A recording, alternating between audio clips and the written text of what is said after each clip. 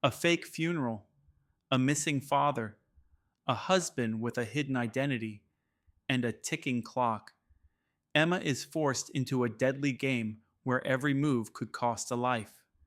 With FBI agents watching from the shadows and a criminal mastermind pulling the strings, she has only minutes to decide: trust the man who betrayed her, or risk losing everyone she loves forever. The service for my father was ending when a gravedigger took me by the arm. He whispered that the coffin was empty, part of an old plan. He thought my dad had lost his mind. He gave me a worn key with a hushed warning about my husband. He said I had to go to storage unit 20 right now. What I found inside that unit shattered my world. I suddenly understood that to survive, I had to run from the man I married. I appreciate you listening to my story. If it connects with you, please like and share where you are from. I read every comment you leave. This tale is inspired by real events with the names protected. Your support is everything to me. Thank you. My eulogy was finished at Austin Memorial Park Cemetery when his calloused hand stopped me. The words I had spoken felt like stones in my throat. That is when my life changed. His voice was low and serious. He insisted we needed to talk. I tried to wave him off, searching for my mother. She was by the car with my Aunt Susan. People were walking to their cars, dark shapes against a cloudy sky. I said that this was not a good time to speak. He answered that the casket is empty. My world felt like it was tipping over. I could not understand what he was saying. Empty. The very coffin I had just been next to, the one I placed my hand on to promise Dad I would look after Mom. It was supposed to hold Raymond Martinez, my 62-year-old father, who passed from a heart attack just 3 days before. That is not a funny joke. My voice was suddenly harsh, my lawyer instincts taking over my sorrow. I accused him of making a terrible joke. He promised it was the truth, looking around nervously. The other workers were too far away to overhear us. Vincent said my father visited him 20 years ago with a letter. His calloused hand was shaking a little. Dad told him to keep it safe. If Dad ever had to vanish, I was supposed to get that letter and a key. 20 years! The number froze me. I was only 14 then, a high school freshman.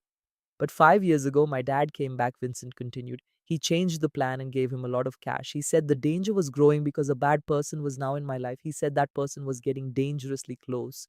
I met David for the first time 5 years ago. I reminded Vincent that I saw my father's body at the wake. My voice did not sound like my own. Vincent told me that I saw exactly what I was supposed to see. A cold feeling washed over me despite the warm Texas air. This man, with his tired eyes and dirty fingernails, was telling the truth, or he was seriously disturbed. I told him I was getting the police. I reached for my phone, but Vincent Hayes, a name I recognized from the paperwork, shook his head no. He pushed a cold, small metal object into my hand. He said my father knew I would try to call someone. As a lawyer, he knew I would want evidence. He knew I needed it all to make sense. He told me to take the key and it would explain everything. I looked down at the old brass key. The number 20 was pressed into it. I asked him what this was. He said it was for Unit 20 at Lone Star Storage on South Congress Avenue. My father was there waiting. Vincent then showed me an old envelope. My name, Emma, was on it in my dad's unique handwriting. I knew that writing from every birthday card and even the title to my first car, 2 decades ago when I was 14. My detective father was already making a plan to escape. But when David came into my life 5 years ago, Dad realized the danger was real. That is when the real plan began. My phone made a noise, but I ignored it. I just looked at the envelope like it was a bomb. Vincent's face was white and he kept looking toward the parking area. He told me to go now. Do not go home first. My dad was very specific about that. I told him that my father was gone, but the word felt meaningless because I was not sure what was real. Vincent squeezed my arm gently. He begged me to read what was inside and go to Unit 20. He said my dad stressed that this was life or death. He was gone before I could respond. The sound of his footsteps on the path disappeared as he walked between the graves. I was left alone with a key and a letter. An empty coffin was behind me, ready to be buried. My mother was ahead of me in the car, waiting and confused. My phone buzzed once more. My hands trembled as I opened the envelope. The old seal broke with no effort.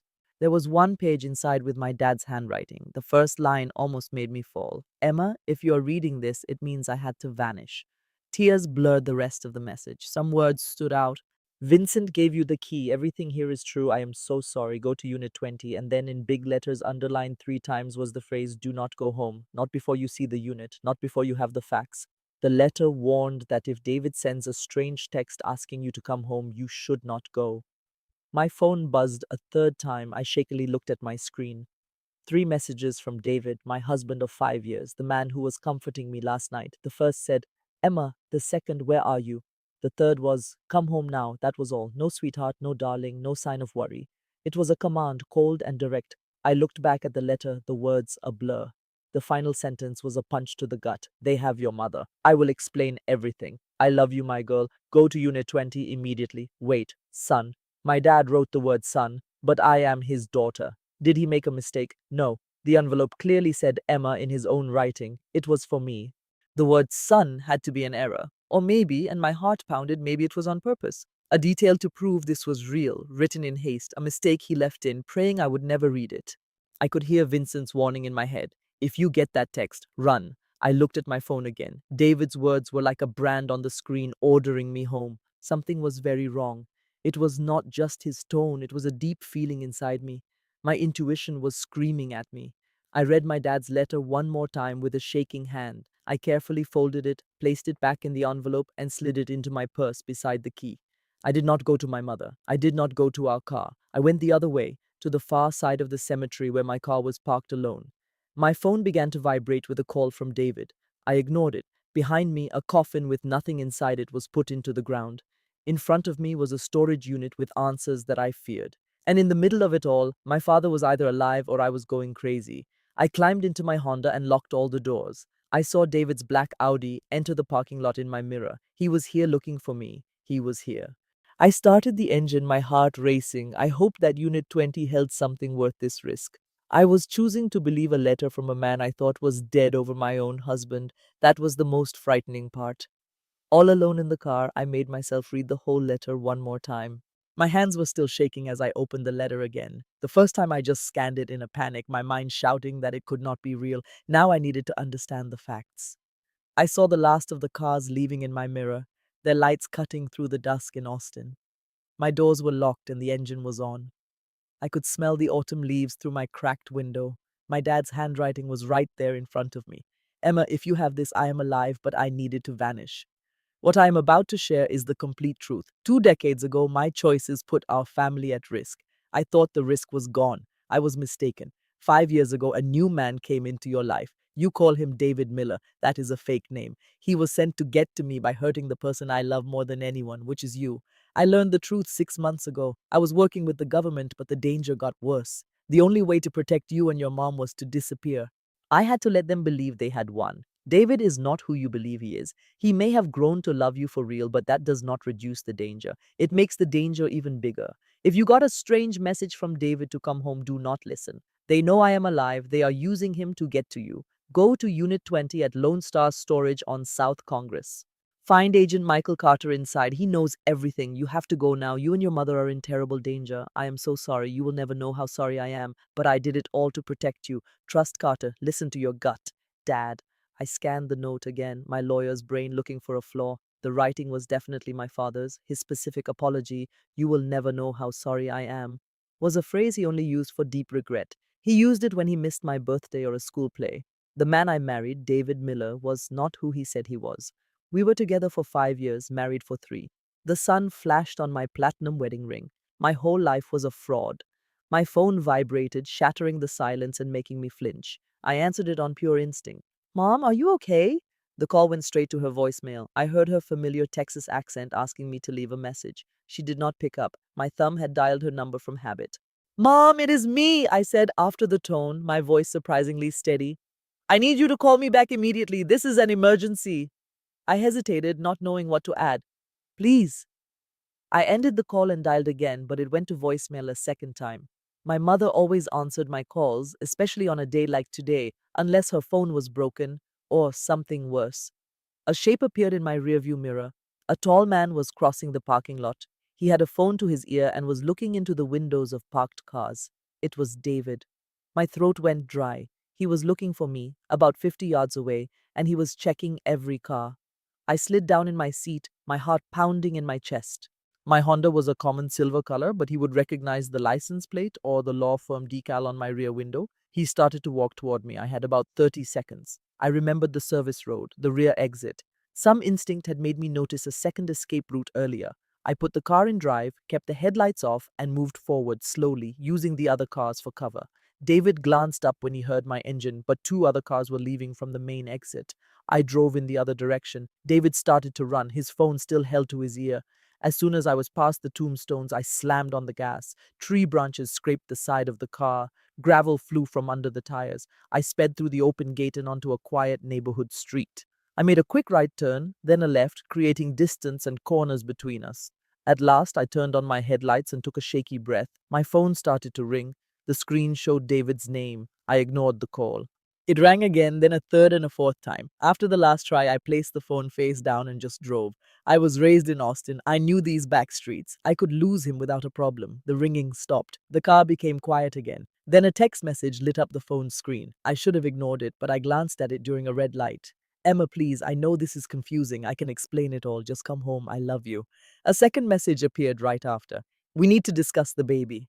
The world spun sideways even more than when Vincent said the casket was empty. The baby. Only 3 days ago, I had taken a pregnancy test. It was positive. I had cried from happiness in our bathroom, staring at the two pink lines while David was out. I put the test in my purse, planning to surprise him after the funeral. No one else knew, not my mother, not my best friend Sarah, not even my doctor. It was a secret I shared only with that small piece of plastic. So how did David know? The lights switched to green. The car behind me honked its horn. I pressed the accelerator, driving on autopilot. Our house. Did he look through my purse? That was impossible. The test was in my glove compartment, hidden inside a folded receipt, unless he searched my car. Unless he had been searching all my things, looking for something. Some piece of leverage, something to use against me. My father's warning came back to me. He was put in your life to ruin me by hurting the one person I care about most. My phone buzzed again with a call. This time I did not even look. I turned onto South Congress Avenue and drove toward Unit 20, toward a truth that was about to destroy my world. The storage facility was 10 minutes from here. My husband was somewhere in the evening shadows hunting me, and he knew about my pregnancy. The real question was not how he knew, it was how long he had known, and what other lies was he hiding. A 30-minute drive across the city led me to a high fence surrounding rows of bright orange doors. Lonia Storage was a huge complex located right off South Congress. The metal buildings were lit by security lights against the fading sky. The entire place seemed empty. All the nearby businesses were closed for the night. A few cars were parked around the lot. I could not tell if they were for other renters or for the person I was here to meet. I parked my car near the front office and cut the engine, listening to the soft ticking sound as it cooled down. I was just about to get out when a loud knock on the window made me gasp. My heart leapt into my throat. A man was standing beside my car. He looked to be in his early 40s, dressed in a dark suit that was too warm for the Texas weather. He kept his hands up where I could see them. He opened a leather wallet to show me a badge that shined in the overhead lights. I lowered my window just a little. Emma Martinez. His voice was steady and professional. I am Agent Michael Carter with the Federal Bureau of Investigation. He added, Your father sent me to find you here. I stayed still. Anyone could get a fake badge from the internet. He figured you might be skeptical, Carter said, not bothered by my distrust. He told me that when you were 8 years old, you talked him into adopting a three-legged dog from the shelter. You called her lucky. She lived for another 6 years. My breath hitched. Only my parents and I knew that story. We did not have any photos of her. This was years before social media. I was 14 when she passed away, and I cried for a whole week. My legs felt unsteady as I got out of the car. How is he? I asked in a whisper. He is alive, Emma, and he is waiting for you, Carter said. He pointed toward the rear of the complex. Unit 20 is this way. I have been watching this unit since your father told me about the key. No one came after you. Are you positive about that? As positive as I can be. He began to walk and I followed him closely. We will be sure after we get you safely inside and do a scan for any tracking or listening devices. I froze in my tracks. Tracking devices? Carter's face was serious. Your father can explain all of it, but Emma, you need to know David's associates are very skilled. If they chose to watch you, they have the means to do it. My hand automatically moved to my shoulder. It touched the place where I had received a vitamin shot 2 years ago. David was the one who pushed for it. He claimed I looked tired, that B12 would give me more energy. Could that have been when? Let us go, Carter said gently. Your father has waited 20 years to have this conversation. We should not make him wait a minute more. We walked by long rows of orange garage doors with black numbers painted on them. The area was brightly lit but disturbingly silent. The only noise came from our shoes on the pavement. Security cameras mounted on buildings and poles swiveled to follow our movement. Unit 20 was located at the very back, concealed from the main road by a bigger building. It was a clever hiding spot, I thought. This unit was completely hidden from the entrance. I took out the key that Vincent had given me. My hands were trembling so much that I nearly fumbled it. Take a deep breath, Carter said. I put the key in the padlock. With a smooth turn, the lock opened. I heaved up the heavy metal door. What I saw was not a storage unit. One wall was filled with monitors, showing security footage from this facility and from streets I did not know. Maps of Austin covered another wall, dotted with colored pins. A small cot and a refrigerator were tucked in a corner. Piles of file boxes reached toward the ceiling, and in the middle of it all, a man stood up from a simple metal chair. It was my dad, Richard Martinez. He was 64 years old. He was the man whose funeral I attended this afternoon, and he was standing right in front of me. My knees went weak. I grabbed the door just to stay upright. All I could see was his face. He looked older and more tired, but it was him. Emma, he said, his voice thick with emotion. I could not find any words. I could not even take a breath. My brain simply could not process what my eyes were seeing. He took a careful step toward me with his hands up as if calming a frightened animal. I know this is a shock. You are dead, I finally choked out. I was at the funeral home. I kissed your forehead. That was not me. The guilt on his face was hard to look at. It was a silicone replica. The Federal Bureau of Investigation makes them for witness protection. It was built to my exact height and weight, with a face that was my perfect double.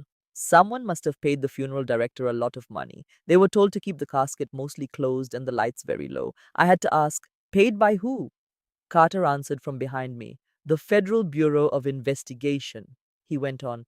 It was all for your father's protection. This is how we keep witnesses safe when they are in serious danger. I just shook my head, trying to make sense of it. The whole thing was impossible. Normal people do not fake their own deaths. You cannot just get a spare body for a coffin. Federal agents do not plan fake funerals, but it looked like they did. My dad pointed to a chair. Please, sit down. I need to tell you some things that will be difficult to believe. Things I should have told you a very long time ago, my voice finally returned. Mom, where is she? I called her phone, but she is not answering. The guilt on my dad's face twisted into pure agony. That is what I have to show you. He turned to the screens and started a video that was taken only a few hours before. It showed the parking lot by my parents' house. A black sport utility vehicle was waiting. Two men got out. My mother walked out of her car after the service. One man held a cloth to her face. She went limp and they pushed her into their vehicle. The video timestamp read 4:17 in the afternoon. That was 3 hours and 43 minutes ago. No, I whispered. No, no, no. My father's voice was tight with pain. They took her to get to me. They must have learned the funeral was a lie. They know I am alive, and they know I will do anything for you and your mother. I was frozen, my eyes locked on the screen. I watched them put my mother's limp form into that dark van. Who? My voice was barely a whisper. Who did this? My father's face became hard as stone. That is a long story. It began 20 years ago when I was a detective with the Austin police. I made a choice back then that ended with the death of a powerful man's son. Carter stepped closer. Emma, I know this is a lot to handle, but we have very little time to get your mother back. Your father has been helping us for months. We have a plan, but you need to understand who we are dealing with. I turned to my dad, looking at the face that had kept secrets for 2 decades. Tell me everything, I said. He gave a slow, heavy nod. It all starts with a man named Marcus Vulov, and I'm sorry to say it ends with your husband. I sat in that tiny room across from my dad as 15 years of buried truths spilled out. Carter stood by the monitors with his arms crossed, watching over us. Dad leaned forward, his elbows on his knees. He clasped his hands so tightly his knuckles were white. The year was 2009, he began. I was a detective in Austin's organized crime division. We spent 3 years making a case against the Volkov family for money laundering. They were cleaning millions of dollars through legitimate businesses like car washes, restaurants, and even storage places like this one. His eyes glanced around the concrete room. I wondered if he had chosen this place for that reason, if it was like the ones Marcus Vulov once owned. Marcus Vulov ran the whole organization, Dad said. At the time, he was 60 years old. He was a ruthless, brilliant man who had been in the Soviet military. He always kept himself safe by having layers of people between him and any crime. We could never get to him directly. I said quietly, "So you went for his son?"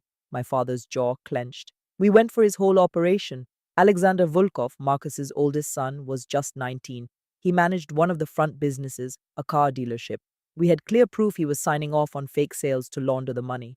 We served the search warrant on a Friday morning, May 15th, 2009. My dad's voice turned cold and flat like an officer reading an old report. There were 6 of us on the team. I was the lead detective. We announced ourselves and entered through the main office.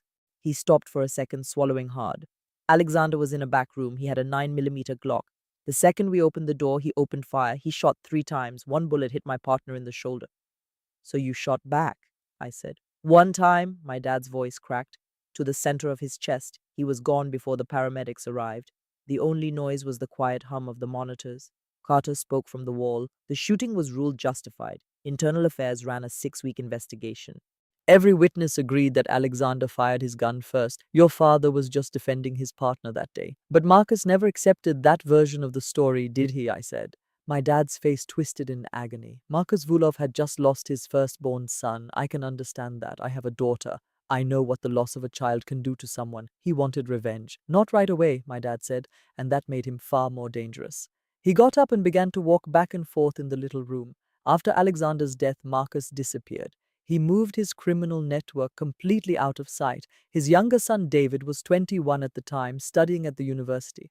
From what we could find, he was a clean-cut kid with no connection to his family's business. My stomach twisted into a knot. David was a business major, a junior in college. Dad pulled a file from a box and passed it to me. It was a university ID photo. A younger David with longer hair stared back at me. It was without a doubt him. 3 months after his brother was killed, David also vanished, Dad explained. He left school and broke all contact with everyone he knew. We assumed he had joined his father underground. I could not look away from the picture. That was the man I married, just 21 years old, grieving his brother and about to be molded into a weapon for the next 10 years. Where did he go? I asked. Carter answered, Eastern Europe. We have pieced some of it together. He was in Moscow, Prague, and Budapest. Marcus had old connections from his time in the Soviet army. We think he was training David, not just in combat, but in psychological warfare, how to build a new identity, how to ease into a person's life, and how to earn their complete and total trust. For 12 years, I whispered. That is correct. 12 years, Dad confirmed. Then 5 years ago, you stepped into that coffee shop on West 6th Street. The memory struck me like a physical blow. The barista had confused my order with someone else's latte. David, sitting nearby, saw the mix-up. He offered to trade drinks because my latte was the one he had ordered. We laughed about it and talked for 20 minutes. Then he asked for my number. At that moment, it felt like fate. That was not a coincidence, I said, as the truth slowly sank in. Nothing about your life with David was a coincidence, my dad said, his voice filled with sorrow. When you two started to date, I ran a background check on him. David Miller, born in Austin, a commercial real estate agent, with excellent credit and no criminal record. It all seemed perfect, but it was a lie. The identity he created was flawless. A birth certificate, a social security number, a detailed employment history. They were all official, properly filed documents, but every single one was fake. Someone with a lot of power had built an entire fake life for him. When did you find out? I asked. I grew suspicious about 3 years ago, right before your wedding. Some of his stories did not add up. The childhood home David mentioned had been torn down decades before he was even born. His old elementary school had no record of him, but I had no solid proof, and you looked so happy. My dad's voice shook. I told myself I was just being an overprotective father, that every small detail that seems wrong is not part of a massive conspiracy, but you kept digging. I brought in some private detectives. They found even more inconsistencies and impossible facts in David's history, but we still could not connect him to the Vulov family. Carter's team was the one that finally made the connection 8 months ago. Carter came forward to speak. We had been tracking Marcus Vulov's money for years. One of our people discovered payments to a document forger in San Antonio. When we applied some pressure, the forger gave us a name, David Miller. From there, we found surveillance video and used facial recognition to match it with old pictures of David Volkov. But we made a huge mistake, Carter confessed, his jaw tight. We focused all of our attention on David, watching his every step, listening to his calls, and tracking his daily schedule. We were certain that if Marcus made a move, it would be through David. We never guessed that Marcus had a second team, his own personal enforcers. David has no idea they even exist. They are old allies from the Soviet era who report only to Marcus. My dad's face was a picture of guilt. That is how they were able to take Linda. The men who took her had no link to David. They were Marcus's personal squad and they moved right past David. By the time our surveillance crew saw the black sport utility vehicles, your mother was already gone. It was a 98% match, Dad said. David Miller and David Volkov are the exact same person. My world began to spin again. I thought I had moved past the initial shock, but seeing this evidence, this absolute proof, made it all feel real in a way the letter never could. You knew for 8 months and you did not tell me. My father kneeled down, making me look directly at him. We did not know what his assignment was, he explained. Was he meant to kill you, kidnap you, or just destroy your life from within? We had no idea. If we took him out, Marcus would just send someone else, a complete stranger we would never see coming. So you just watched, I said, my voice dripping with betrayal. You let me sleep next to that man every single night. We had agents watching your house 24 hours a day, 7 days a week, Carter interrupted. We listened to the phones and monitored every move David made. If he had attempted anything violent, we were prepared to intervene. But he never did, my dad said in a soft voice. For 8 months, David was the perfect husband. He left for work, he came home, and he ate dinner with you. That is what scared me the most. Why? Because Marcus Vulov is a very patient man. He prepared David for 12 years for this single purpose. He was not going to hurry the final act. My dad's hands were shaking. He wants me to suffer the way he suffered. He wants me to watch my own daughter get destroyed by the man she loves, pregnant with the child of a man who is planning to. He could not finish the sentence. I jumped out of my chair so fast that it tipped over. The baby? How does David know that I am pregnant? My dad and Carter exchanged a dark look. We think your house is bugged, Carter finally said. They are listening to you and they might be watching you. It is possible they are even tracking you. We will know more after we sweep the entire house. My hand automatically moved to my shoulder where I had received the shot. Marcus decided to ruin my daughter from the inside, Dad said, his voice finally breaking, and he used my son-in-law to do it. Carter displayed files that showed 5 years of my life in cold, hard data. One screen was filled with folders, each one marked with a year. Inside each folder were photos, dates, and locations. My whole life with David was laid out before me like a crime scene. This is all the information we have gathered in the past 8 months, Carter explained as he clicked through the images. We got most of this from watching David, but the older information came straight from Vulov's own records. Marcus was keeping a record, I said, feeling completely numb. He wanted proof. He wanted to show my father every single step of my destruction. Carter's voice was professional, but I could sense the anger just below the surface. This was not just about hurting you, Emma. This was about absolute humiliation. It was about forcing Richard to watch as his own daughter fell in love with his enemy. The first picture was from the coffee shop on West 6th Street. It was of David and me, laughing after the drink mix-up. The date on the file was 5 years, 2 months, and 6 days ago. That was not an accident, Carter said. The barista was paid $500 to switch your drinks. David chose that table because Marcus's team had studied your routine for 6 weeks. They knew you went to that coffee shop every Tuesday. The idea made me feel sick. They watched me for 6 weeks. They orchestrated the entire meeting to look like it happened by chance. Carter moved to the next image, which was taken in a bookstore. It was a picture of David and me reaching for the same book, a thriller I do not even recall now. 2 weeks later, they made sure that book was on the shelf. David already owned a copy at home that he had never even read. The next photo was from a restaurant. David was down on one knee proposing. I was crying with joy. He was holding a small open box with a ring inside, a proposal I whispered to myself that Marcus Vulov had paid for. That ring cost $14,000 and all of it was dirty money. Every single memory I cherished was now completely ruined. It was all just one part of a 15-year plot for revenge. Your house has been bugged for about 2 years, Carter continued.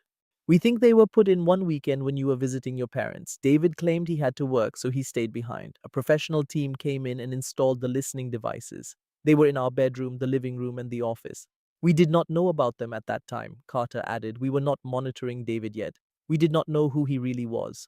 When we started our surveillance 8 months ago, we were only tracking his public activity and his phone calls. The bugs inside your home were not always active. They only began to record when they picked up on certain keywords. They never sent a signal strong enough for our gear to pick up until it was too late. They have been listening to me, my own voice sounded hollow, for 2 years. Not all the time, he explained. The bugs only activate with trigger words, words like your father's name, Federal Bureau of Investigation, police, or testify. When you said a word, it recorded a 60-second clip. Then it sent that clip on a private network. That explained how David knew about the baby. I had used the pregnancy test in our bathroom and whispered the word positive. The bug heard it. Your wedding, my dad said quietly. He had been silent, letting Carter lay out the proof. Show her the wedding pictures. Carter displayed a photo on the screen from 3 years ago. I was in my wedding dress smiling with all our friends and family. 12 of the people in this photo are part of Marcus Volkov's organization, Carter said. He circled their faces in red. I knew them as David's college friends, his co-workers, his distant cousins. They were really criminals, money launderers, and one was even a suspected murderer. I danced with them. I hugged them. I sent them thank you notes. But the worst of it, Carter said, showing a medical file, is this. It was from a clinic I had never been to, but it had my name on it. The date was 2 years and 1 month ago. A vitamin B12 injection, I remembered it. My hand flew to my left shoulder. David had said I seemed tired and a vitamin shot would boost my energy. Do you recall the urgent care clinic David rushed me to? The memory alone makes my skin crawl. That nurse hardly looked at me. It was just one quick injection and we were gone in less than 10 minutes. Carter explained that the clinic was just a front, owned by a shell corporation that led back to Vulov. The nurse who injected me was paid $20,000 for the job. He took out a small scanner. We need to check you, just in case my theory about that shot is correct. He did not need to explain further. I stood up, took off my jacket, and pulled my collar down to show my left shoulder. The injection spot healed without a trace, so I had forgotten it was there. Carter moved the scanner across my skin. For a moment, nothing. Then a high, insistent beeping began. His expression turned serious. I found it. What is it? I asked. He showed me the small screen. A tiny object the size of a rice grain was glowing beneath my skin. It was an inch deep, right where I got the shot. It is a biot tracker, Carter explained. Military GPS. It is accurate within 3 feet and can transmit audio. Its ceramic casing lets it slip past metal detectors, and it runs on your body heat, so it works as long as you're alive. The room began to feel unstable. I held onto the table to stay upright. A tracking device had been placed inside me. 2 years ago, my dad said, his voice laced with pain. For 2 entire years, they knew every place you went and every person you saw. A sour feeling rose in my stomach. I barely reached a trash can before I got sick. It felt like my body was rejecting the horrible truth. Someone, I think my dad, held my hair back. Another person passed me a bottle of water. I rinsed my mouth and spit. Every private moment with David, every shower, every doctor visit, every late night call with my best friend, they heard it all, watched it all, recorded it all. I had been a walking surveillance device for 2 years. We can take it out, Carter said. We have a trusted surgeon only 15 minutes away. It is an easy 5-minute procedure with local anesthetic. I stood up straight and wiped my mouth. Not yet. They both simply stared. If we remove it now, they will know we have found it, I said. My legal instincts were taking over. Right now, David thinks I am at my mother's. If the tracker suddenly goes offline, Marcus will know I am here with you. Show me all you have, I said to Carter, cutting my dad off. I must see every file, every recording, and every picture. To defeat him, I need to know the man I really married. You are not defeating anyone, my dad said with finality. You will go to a safe house while Carter and his team deal with this. No. My voice sounded much stronger than I actually felt. Marcus has already stolen 5 years of my life. He put a listening device inside of me. He has my mother. I met my dad's gaze directly. I am not going to run. I am going to fight. The glow from the screens behind us seemed to illuminate 5 years of lies. Show me everything, I said again. After a long, silent pause, Carter nodded and opened another file. My phone suddenly rang and the entire room froze. It was my mom. I had left the phone on the table while Carter showed me bank statements and call records. For 45 minutes, we had been exploring David's secret world. Each new piece of information was like another turn of a knife inside me. Then the phone started to buzz against the metal table. The sound startled us all. My mom's photo appeared on the screen. It was from last Christmas. She was smiling by the tree we had decorated. Do not pick that up, my dad warned, but Carter raised a hand to stop him. Hold on, this could be important. He plugged a cable from the phone into his computer. Emma, answer. Use the speaker, but I am running the signal through my system first. My hand was shaking as I grabbed the phone. It was a video call. I accepted, pointing the screen so Carter could see. My mother's cheerful face filled the display. That was the first thing that was deeply wrong. My mom had just been at my father's funeral that afternoon. She was an emotional wreck. My aunt had to support her just so she could stand. There was no reason for her to be smiling like that. Emma, dear, my mom's voice sounded so pleasant. Oh, thank goodness. I have been trying to reach you. Mom, I said, working to keep my voice calm. Where are you? Is everything okay? I'm perfectly fine, honey. I am over at Margaret's house. You know, our neighbor from 3 doors down. I just could not handle being in the house all alone after the service. So Margaret asked me to spend the night with her. My mom's smile grew wider, but David has been calling. He is so worried about you. He told me you left the cemetery and did not tell anyone where you were going. Carter typed furiously while his program analyzed the video feed. Why did you not pick up your phone? I asked, studying her face. I called you as soon as the service was over.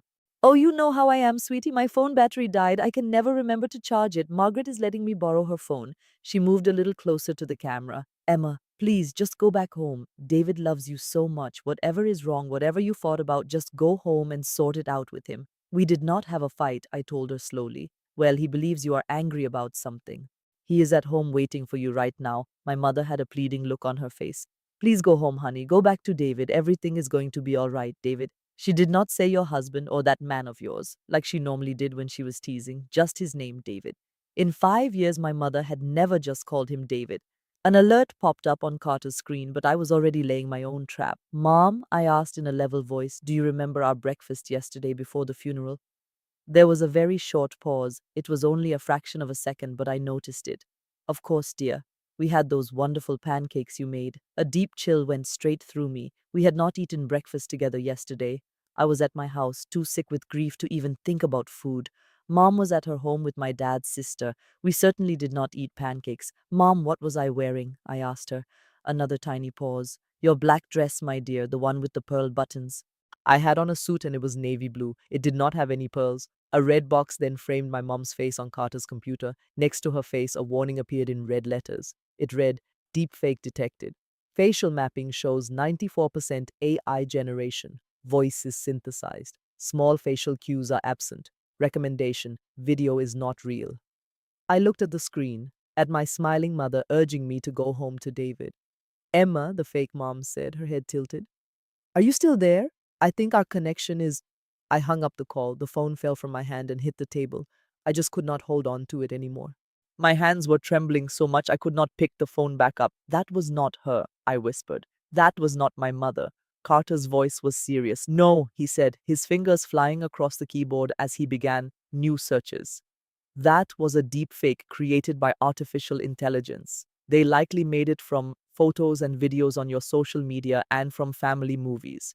The technology is so advanced now they can make it interactive, allowing it to respond to you live. The voice is almost flawless. My dad spoke up almost but not perfect. They could not fake the small things. They did not know about your breakfast or what you wore.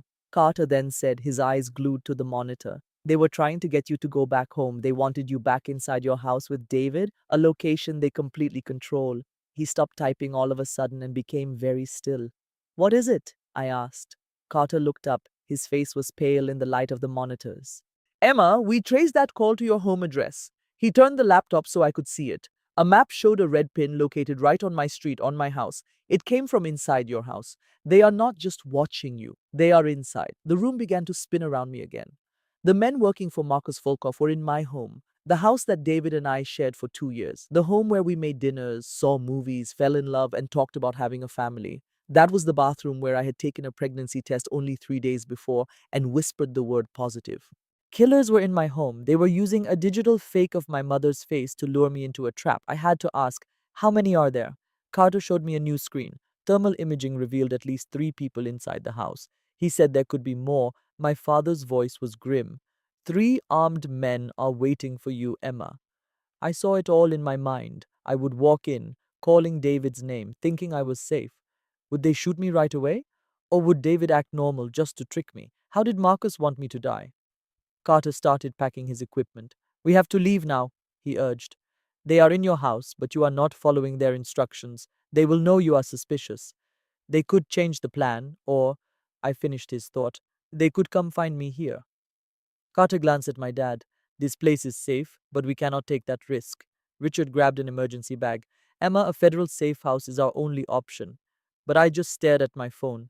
My mother's stolen face had been there just moments before. They took her voice, her smile, everything. They turned her into bait. And the real Linda Martinez was still their prisoner. No, I said, my voice firm. The two men stopped and looked at me. I am not running. My legs were shaking, but I forced myself to stand tall. They are in my home, they have my mother, and I am sure David is behind all of this. I looked straight into Carter's eyes. You said you had a way to get my mother back. I want to hear it right now. My voice sounded colder than I ever imagined it could. They tried to kill me using my mother's face. Tell me the plan. After a few silent seconds, Carter slowly nodded. All right, he said, but you are not going to like it. My dad showed me a photograph that made everything more complicated. Before we talk about that, he said quietly, you need to know about David. You need to know who he was before Marcus turned him into this. An image filled the screen. It was a smiling young man, maybe 19 years old. He had dark hair, a strong jaw, and eyes I knew instantly. I had seen those same eyes across the dinner table 1,000 times. This is Alexander Volkov.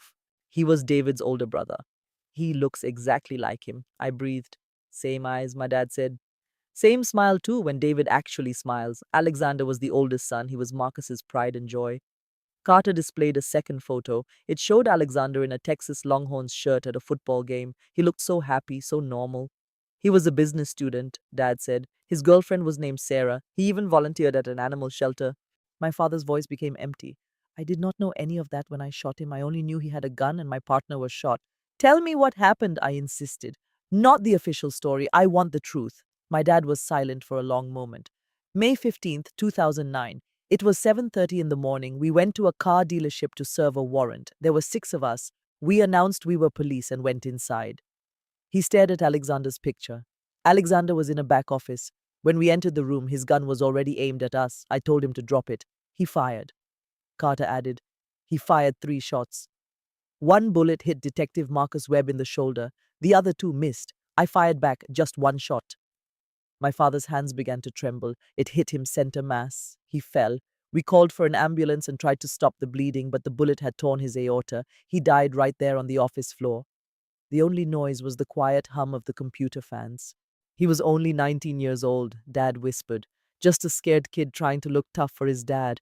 If he had dropped the gun, he would be 34 today. He might have a family. My age, the same age David would be now. And Marcus blamed you, I said. Marcus blamed me for doing my duty. The investigation took 6 weeks. Every single witness confirmed that Alexander shot first. The ruling was justifiable self-defense. But in Marcus's eyes, my dad's voice cracked, I was a murderer.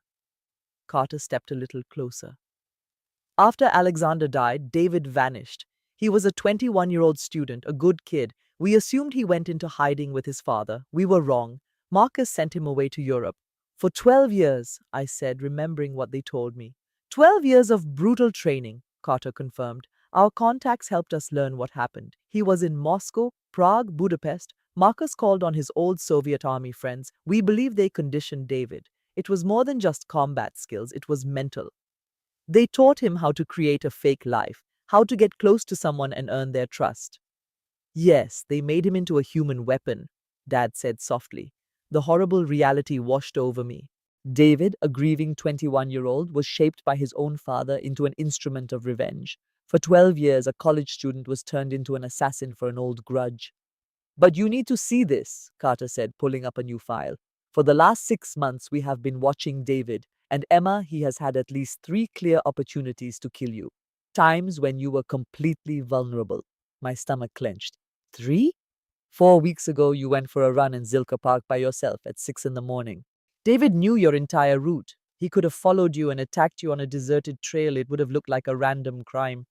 Carter opened another file. 2 months ago, your car had a slow leak in the brake line. We reviewed the repair shop's security footage. David was in that garage the night before you brought the car in. He could have severed the line. Instead, he only damaged it enough for you to notice. And 3 months ago, Dad said, his voice strained, you had that awful stomach flu. David took care of you. He brought you soup and medicine. Carter's people later tested the medicine. It was perfectly fine. That was his best chance to poison you. I could only stare at them, my mind reeling. He had orders to kill me, but he never did it. 3 separate times, Carter confirmed, and maybe more that we don't know about. David has been with you for 5 years and your husband for 3. He has had endless chances, but he never took one. We have to ask why. We are not certain, Carter admitted, but we have a very good guess. He opened an audio file. This was recorded 3 years ago from a bug we planted. It is a call between Marcus and David. He pressed play. The cold, thick accent of Marcus filled the small room. You have been with her for 2 years. When will you complete the mission? There was a short pause. Then I heard David's voice, younger but definitely him. Soon, I need a little more time. More time? Marcus's voice was sharp and cruel. I gave you 12 years to prepare. I made you what you are. And this is how you repay me? You hesitate? She is not the person you told me she was. She is different. She is Richard Martinez's daughter. That is all that matters. You will make him watch her die, the same way I had to watch Alexander die. You will do it slowly, you will destroy everything she loves, and then you will kill her as he is forced to look. After a silent moment, Marcus spoke again. Do this for me, or you are not my son. The recording stopped. It felt like all the oxygen had been pulled from the room. The casual evil in Marcus's voice was sickening. To him, I was not a person. I was just a pawn in his twisted game. And David sounded so lost, so torn apart. That phone call was 3 years ago, Dad said gently. It was right around the time David asked you to marry him. He was stalling, I whispered. For 3 years, he has been disobeying his father. It means one of two things, Carter said. Either David is setting up a much bigger plan, or, I said, finishing his thought, he actually fell in love with me. That idea brought me no comfort. It made everything so much worse. Because even if David did love me, our whole life was built on a terrible lie. He tricked me. He married me as part of a revenge plot. And now my mother was in danger, we were on the run, and David was trapped between his father's hate and his feelings for me. My father saw the pain in my eyes and said, that does not make him safe, it makes him more dangerous. A man who is torn like that is unpredictable. I know, I told him. But when I saw Alexander's picture, that young man with David's eyes, I felt a deep sadness. Two brothers. One died at 19 because he panicked and fired a gun. The other was turned into a tool for revenge, trapped between love and what he was told to do. Marcus Volkov ruined both of his sons, and now he was coming for me. The storage unit transformed into a command center as the Federal Bureau of Investigation team arrived. 6 agents in full tactical gear came in, carrying cases and setting up computers. The small room was suddenly crowded, the air filled with tense quiet and the sound of radios. Carter put a large image on a screen. It was the heat signature of a building. 2 bright orange figures glowed against a blue background. Your mother is here, he said, pointing at the bigger shape. An old meatpacking plant on East Riverside. We have been watching it for the last 2 hours. I moved closer to see the image. She was in there with just one other person. No, Carter's face became grim. Look at the second shape again. The smaller orange figure was about half the size of the other one. It was not a grown-up. I held my breath. That is a child. Yes. What child? My voice was much sharper than I meant it to be. Whose child is with my mother in there? Carter opened a file on a separate laptop. It showed a birth certificate from the Texas Department of State Health Services. The name on the document was Liam Alexander Volkov, born on March 12, 2016. The mother was listed as Sophia Grace Miller. The father was David Marcus Volkov. My whole reality shattered. David had a son, a 7-year-old child I had no idea existed. Sophia Miller passed away 3 years ago, Carter said softly. It was a car wreck. A single car on a rural road close to San Antonio. She lost control and went into a ravine. The official finding was that it was an accident, but Marcus was the one who killed her, my dad added. Once David got close to Emma, Sophia became a loose end. I could not take my eyes off the birth certificate, Liam Alexander Volkov. His middle name was Alexander, after David's brother. A memory from just 2 weeks ago came rushing back. David had brought a timid 7-year-old boy to our home for dinner. This is Liam, David had explained, gently messing up the boy's hair. He is my friend Tom's son. You know, Tom from the real estate office. He had to deal with a family emergency and asked if we could watch Liam for a little while. I was a bit taken aback. David had only mentioned Tom a couple of times and I had never met him. Sure, I said, smiling at the shy little boy. Of course we can. I made him macaroni and cheese. We all played a card game at our kitchen table. Liam was quiet, but he started to giggle when I groaned about having to draw 4 cards. The boy called me Miss Emma and politely thanked me after our meal, then David took him home. Later, I asked my husband when I would finally meet the mysterious Tom. For a moment, I saw David get tense. He travels often, he explained. He handles clients overseas. I promise you will meet him one day. I did not push it. Now I understand the real truth.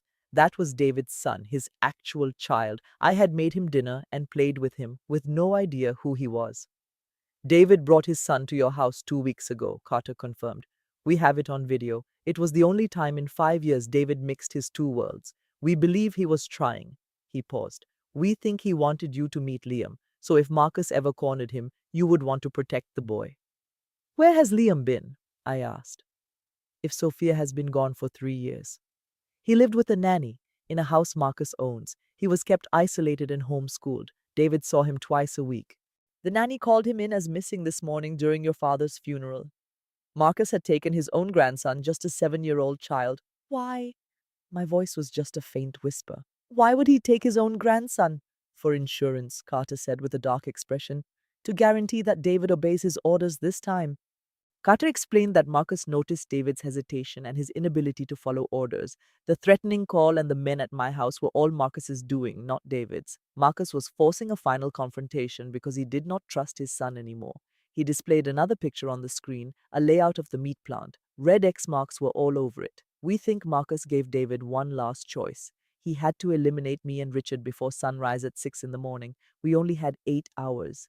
If David did not do it, Marcus would get rid of Liam. Carter looked right at me. David's father was threatening to kill his own 7-year-old grandson if David did not murder his wife. The cruelty of it was hard to understand. Marcus had destroyed Alexander, controlled David, killed Sophia, and now used a child for his revenge. So what is the plan? I asked, trying to keep my voice from shaking. We will make our move just before the sun comes up, Carter said, at 4 in the morning. The FBI team will enter the plant, rescue your mother and the boy, and handle any threats. But first, we need a distraction to draw Marcus's men away from them. A diversion, I said back. Then my dad spoke up. I will be the one. I will go to Marcus and tell him I give up. I will trade myself for Linda. That will draw his focus while your team gets ready. No! The word came out firm and final. Everyone looked at me. If you go, Dad, Marcus will take you out immediately. Then he will hurt Mom just to be cruel. I got to my feet, trying to stop my legs from trembling. It must be me. Emma, that is impossible, my dad argued. Marcus wants to see you in pain, I interrupted my father. He wants you to see me die. If I go in and surrender, he will keep me alive just so you can watch. That will give Carter's team the time they need to move in. You want to be the bait, Carter said directly. I am saying that I am the only choice that gets us more time. I looked at my dad.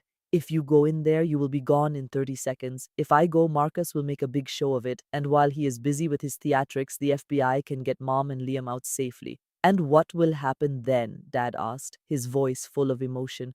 Marcus will still take you out. Then the FBI will stop Marcus before he can, I answered with more certainty than I actually felt. Carter and my dad shared a long glance. There is another issue, Carter finally said. It is David. We do not know where he is. He is not at your house with Marcus's men. He is not at the plant with your mother. He is missing, and we have no idea what he will do next. That is why I have to talk to him, I replied. Before we do any of this, I need to know if David is with us or against us, and I can think of only one way to know for sure. I took out my phone, which had been off for a while, the same phone David had tried to reach me on. I looked at Carter. You are able to trace this call, right? If I call him, you can find out where he is. In less than 30 seconds, Carter said he could. Then I am going to call him. I looked at my dad and saw the fear and helplessness on his face.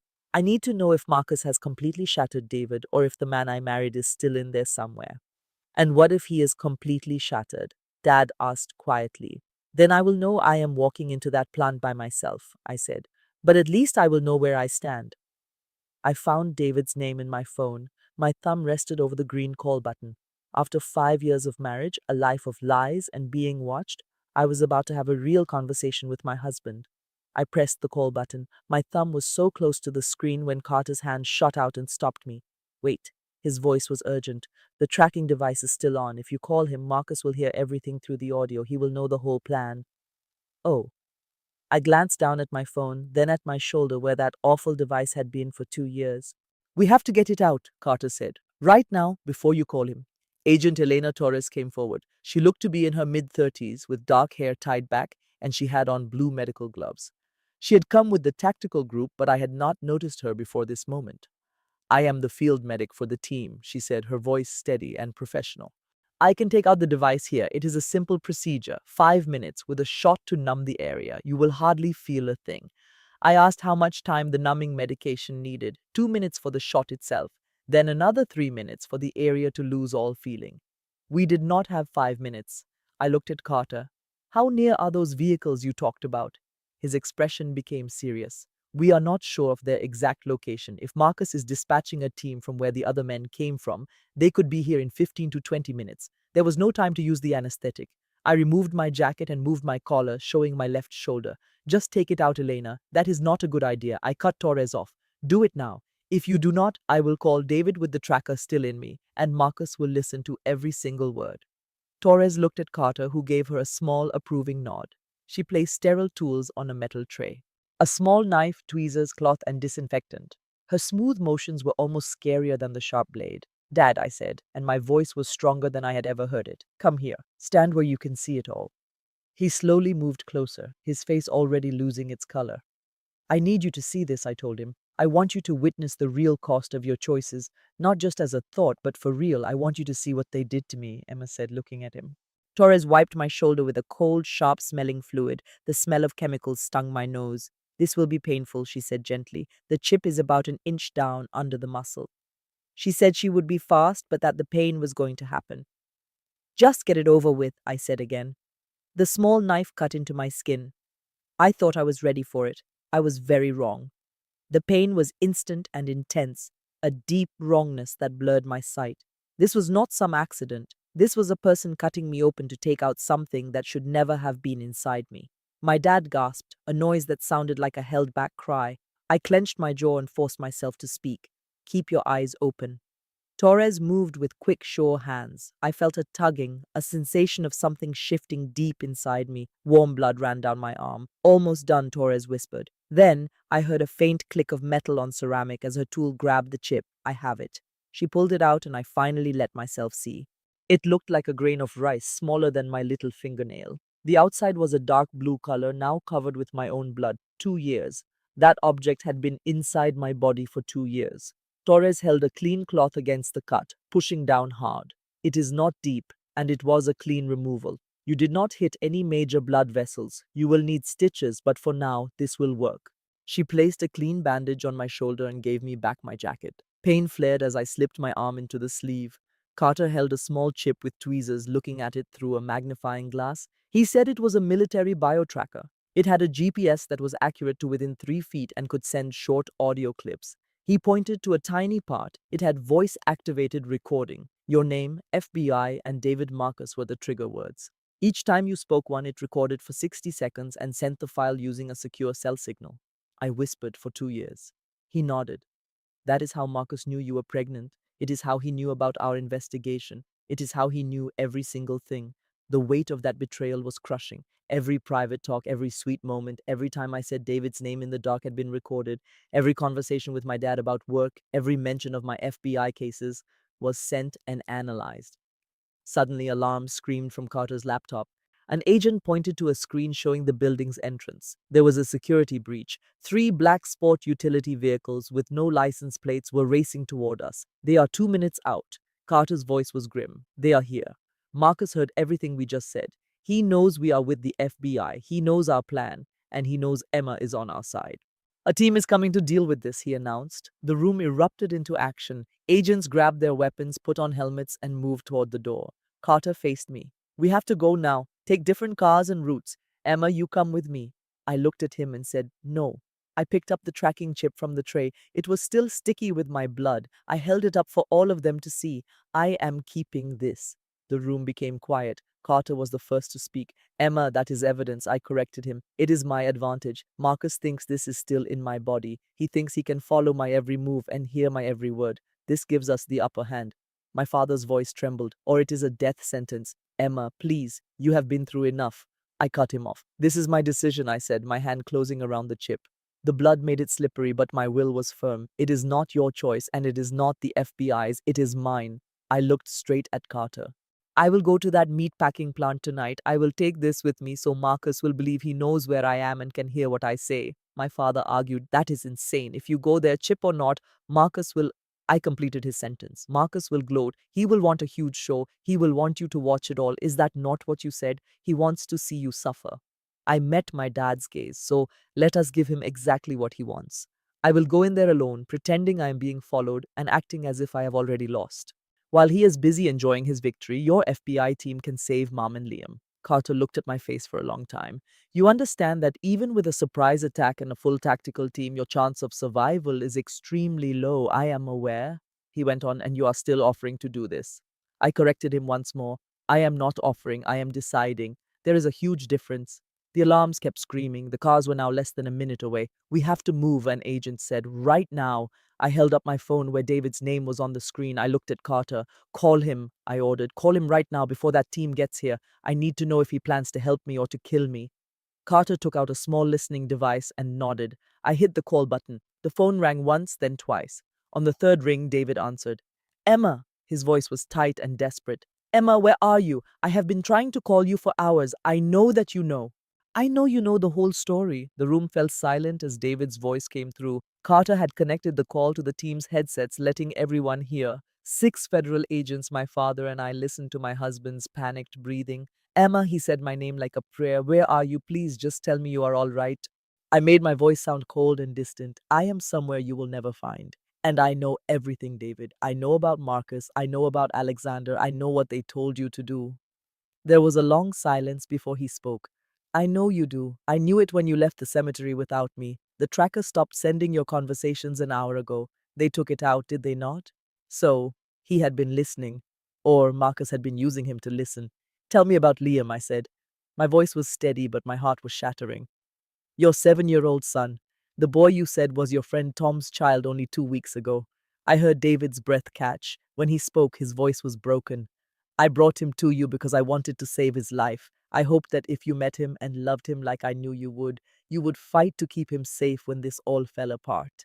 I repeated his words. When this all fell apart? You mean when you finally decided to kill me? No. I mean when I could finally find a way to protect you both. His voice cracked. Emma, I could not do it. For 6 months, I have been looking for a way out of this. 6 months of making excuses, of delaying, of telling Marcus I needed more time, that it was not the right moment. He then said, and he knew. He knew I was not on his side anymore. I said it plainly because you fell in love with me. Yes. His answer was quick. God help me. Yes, this was all supposed to be a performance. I was supposed to get close to you, to earn your trust. Then I was supposed to wait for the order from Marcus. But somewhere in that first year, I do not know how, it stopped being a performance. By our wedding day, I was in too deep to escape, but I was too much of a coward to tell you the truth. I heard a noise from his side, a little child crying. Is Liam with you? I asked. Yes. David's voice became a faint whisper. Marcus has him. He has your mother and him at the plant. He is making me watch on a video monitor while there is a gun to my son's head. A cold fear grew in my stomach. Where are you right now? It does not matter. I am not with them, but Marcus has made sure I see everything. His voice broke again. Every time Liam cries for me, every time he asks why his father is not there. Marcus gave me one last choice. Kill you and your father before sunrise, or he will kill Liam. My own father is ready to kill his own grandson to make me obey. I knew he was telling the truth. I could hear the terror, the helplessness, and the pure pain in his voice.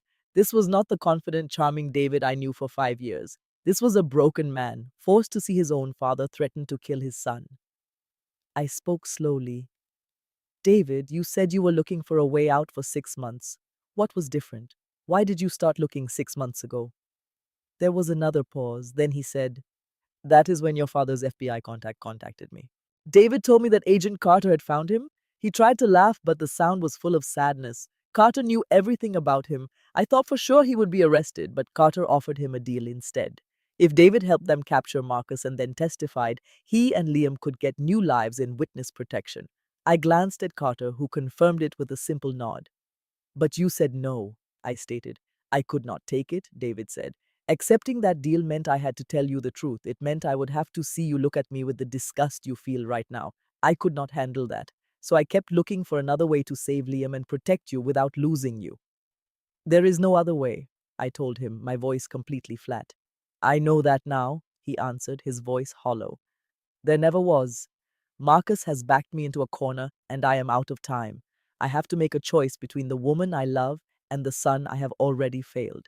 In the background, Marcus shouted, David, are you still talking on that phone? David spoke very fast. I have to go. Emma, please, just stay where you are. Do not come home. Do not even get close to the plant. Marcus will kill you if he sees you. What if I want to come? I asked. What if I am willing to trade myself for Mom and Liam? No! His voice was a desperate, painful cry. Emma, you cannot do that. The meatpacking plant on East Riverside, I said, my voice strong and steady. I will be there at 4 in the morning. Let Marcus know that I am coming alone. Tell him I am ready to make a deal. David begged, Emma, you cannot. You do not understand what you are doing. Oh, I understand everything perfectly. I looked at my dad, then at Carter and his team who were all around us. Tell him I am trading myself for Mom and Liam, me for them. That is what he always wanted, isn't it? To watch Richard Martinez's daughter die right in front of him. You are walking right into a trap, David warned. Then I should have a very good plan, I answered. Marcus's voice boomed in the background again. David, hang up that phone now, David whispered. I have to go, Emma. I repeated myself clearly. 4 in the morning, do not be late. Then the line went silent. The room was heavy with silence, and every single person was staring at me. Carter spoke first, and his voice was tight with anger. You just painted a huge target on your back. You gave Marcus the time, the place, and you promised him you would be alone. You just gave him everything he could ever want on a silver platter. Good, I said as I set the phone down. That was my exact plan. This is not some kind of game, he warned me. I know it is not a game, I replied sharply. It is a trap. I am the bait. While Marcus is distracted by me, your team will get Mom and Liam out. That was your plan, wasn't it? You were going to suggest it before I took charge. Carter's jaw was tight. He looked at my dad, who looked like he had aged 10 years in 10 minutes. An agent spoke up in a low voice. She has a good point. With Marcus focused on a single target, it gives us an advantage. She is not an advantage, my dad said, his voice shaking. She is my daughter. And Mom is your wife, I replied. And Liam is a 7-year-old boy who should not be in the middle of this mess. We do not have any good options left, Dad. We have to choose the bad option that will cause the least amount of pain. I turned to Carter. So tell me what the plan is for 4 in the morning. He paused for a moment, then gave a slow, careful nod. All right, he said, but you will follow my directions exactly. If you try to be a hero for even 1 second, people are going to die. I understand. He brought up a blueprint of the meatpacking plant on a big screen. This is how we are planning to get your mother out, he explained. And if we get lucky, we will get you out alive as well. We had 4 hours until the meeting. Carter's team of 6 agents in dark uniforms gathered around the plans. My dad stood stiffly nearby, and I was still wearing the same shirt from the funeral which had blood on it. A small wire was taped against my skin, and I tried my best not to think about the baby I was carrying. East Riverside Meatpacking, built in 1987, Carter started, pointing at the screen. It is a 1-story building with very few ways out. Marcus chose it because it is far away from everything and hard to approach without being seen. The diagram on the screen showed a maze of loading docks, rooms for processing, and freezers. A large red X marked the exact spot where my mom and Liam were being held. Emma is going into the building by herself, Carter announced. She will have audio and a GPS tracker on her. All you need to do is keep them occupied for 20 minutes. This will give our snipers time to secure the roof as our teams enter through the loading bay and south wall. What if Marcus checks her for a wire? An agent asked. Carter's face was stone cold. The transmitter is military-grade ceramic. It runs on her body heat, so it is invisible to scanners. If they tell you to take off your clothes, he said, looking straight at me, you press the panic button. I gave a slight nod, feeling a pit of ice form in my stomach. Sergeant Rodriguez, Carter addressed the sniper, a man with a shaved head and incredibly steady hands. You will have a thermal view of David Voloff from the northwest roof. You have your orders. Rodriguez's voice was empty and professional. If he points a weapon at the target, I will take the shot. No, I said without thinking. David would not hurt me. Carter looked at me with a flicker of sympathy. Miss Martinez, David Voloff took 5 years to gain your trust. He knows the way you drink your coffee. He knows your greatest fears. That does not mean he is safe. It means he is the most dangerous person in that building. His words felt like a punch to the gut. I had shared everything with David. He knew every single one of my vulnerabilities. Emma, my dad begged, his voice breaking. Let me go. Marcus is after me. This is my fault. I will exchange myself for your mother and the boy. I looked right at him. No, Dad. Marcus does not want you dead. He wants you to see me die. That is his final revenge. He wants to force you to live with my death, just as he has lived with Alexander's for 15 years. The one thing he will not expect is me walking in there alone. Carter slowly nodded, seeing the logic. She has a point. Emma's presence changes everything. Marcus was ready for Richard. He was not ready for his daughter. My father looked broken as he took a step back. All right. Carter then took a small black object from his vest. It was flat and round, about the size of a quarter. This is your panic button. The wire sends audio on its own, but if you are in immediate danger or even see a weapon, you squeeze this twice very fast. That is our signal to go in. We will be inside the building in less than 30 seconds. He placed it in my hand and I felt the solid click 2 times. Thermal imaging shows 2 hostages in the freezer. Carter went on, gesturing to a laptop. 2 heat signals, 1 adult, 1 child. Linda Martinez and Liam Volov. We have seen 4 armed hostiles, but there could be others. Marcus might not even be on site. He likes to manage these events from afar. Are there bombs? I asked. Carter's lack of an answer said everything. Oh my God! I breathed. We will have an explosives expert ready. But Emma, if you spot any device, wires, timers, or vests, you must signal us right away. Do not argue with them if explosives are in play. I nodded, but my hands started to tremble beyond my control. Agent Torres, the medic, came forward. Her expression was gentle but grave. Miss Martinez, I have to tell you something. You're about 6 weeks pregnant. Your blood pressure is elevated at 140/95. The stress from this plus the adrenaline puts you at a high risk for a miscarriage. A crushing silence filled the tactical room. What is the risk? I asked, my voice barely audible. Between 20 and 30%. It goes up if you suffer any physical harm, like a fall, or if your blood pressure stays high. I put a hand on my stomach. There was nothing to see yet, just a secret I had known for 2 weeks. It was the baby David had somehow sensed before I told anyone. Then I will have to be sure nothing bad happens, I said softly. Torres did not seem reassured. My father looked absolutely horrified. Carter glanced at his watch. It gets dark at 0400 hours. Emma, you will take your own car. Marcus will anticipate a convoy. We will stay back a half-mile from you without our lights on. You will park in the front lot and go to the south entrance. Once inside, you have 20 minutes alone. Then we will move. What if David... I could not say the rest. If David Volov points a weapon at you, Sergeant Rodriguez will neutralize him. I am sorry, Miss Martinez, but I will not risk your life hoping that a man trained by Marcus Volkov for 12 years will pick love over his own life. I wanted to fight him on it. I wanted to believe in the man who held me on our wedding night, wishing we could stay that way forever. But in that moment, I knew Carter was right. The man I married might have been a complete lie. I get it, I said. Carter gave me a light tactical vest made of Kevlar. Wear this under your coat. It might not stop a rifle bullet, but it could save you from a handgun. I put it on, the solid weight a strange comfort against my ribs, covering the wire and protecting the new life inside me. Carter spoke one last time. Also, once you go in, we will maintain total radio silence. No chatter, no news. We cannot risk Marcus picking up our signal. You will be on your own until you give the word. I finished his thought. Or until 20 minutes are up. He agreed. Or until 20 minutes are up. I looked at my dad. His face was pale and he seemed to have aged 10 years in a single night. I love you, I said to him. He pulled me into a tight hug and I felt his whole body shake. Come back to me, he whispered near my ear. Please, Emma, you have to come back. I pulled away, set my shoulders, and met Carter's gaze. Let us begin. The city streets were deserted as 3 FBI vehicles followed me from a half-mile away. I could not see them. Carter had promised they would be in stealth mode. No lights, no sounds, but I knew they were there. They were like ghosts in my rearview mirror, like shadows keeping pace with me. Unit 1 to principal, Carter's voice said through the tiny earpiece. We see you, we are keeping our distance. I said nothing. The wire would capture my voice, but I needed the quiet. I had to gather my thoughts. The Honda's dashboard cast a gentle green light. It was 2:47 in the morning. I had 13 minutes until I reached the plant. That meant 73 minutes were left before the 4 o'clock deadline Marcus had given. I drove through the silent streets of Austin, past places that held so much of our story. South Congress, the site of my third date with David. The little coffee shop on East 6th where we supposedly met by chance 5 years ago. The shop was dark now, but I could picture him inside. He was sitting at a window table with his computer, and he looked up with a shy smile when I spilled my drink all over his keyboard. I was so embarrassed. He insisted it was not a problem, that it was nothing important. That was a lie.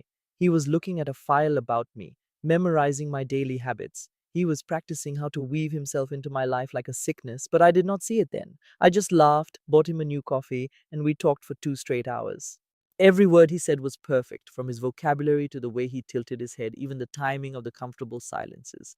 I honestly believed we were meant to be. I passed the West Lynn bookstore where 1 year later he got down on one knee. He asked me to marry him right there between the shelves of poems and novels, his voice unsteady, the ring box shaking in his hand.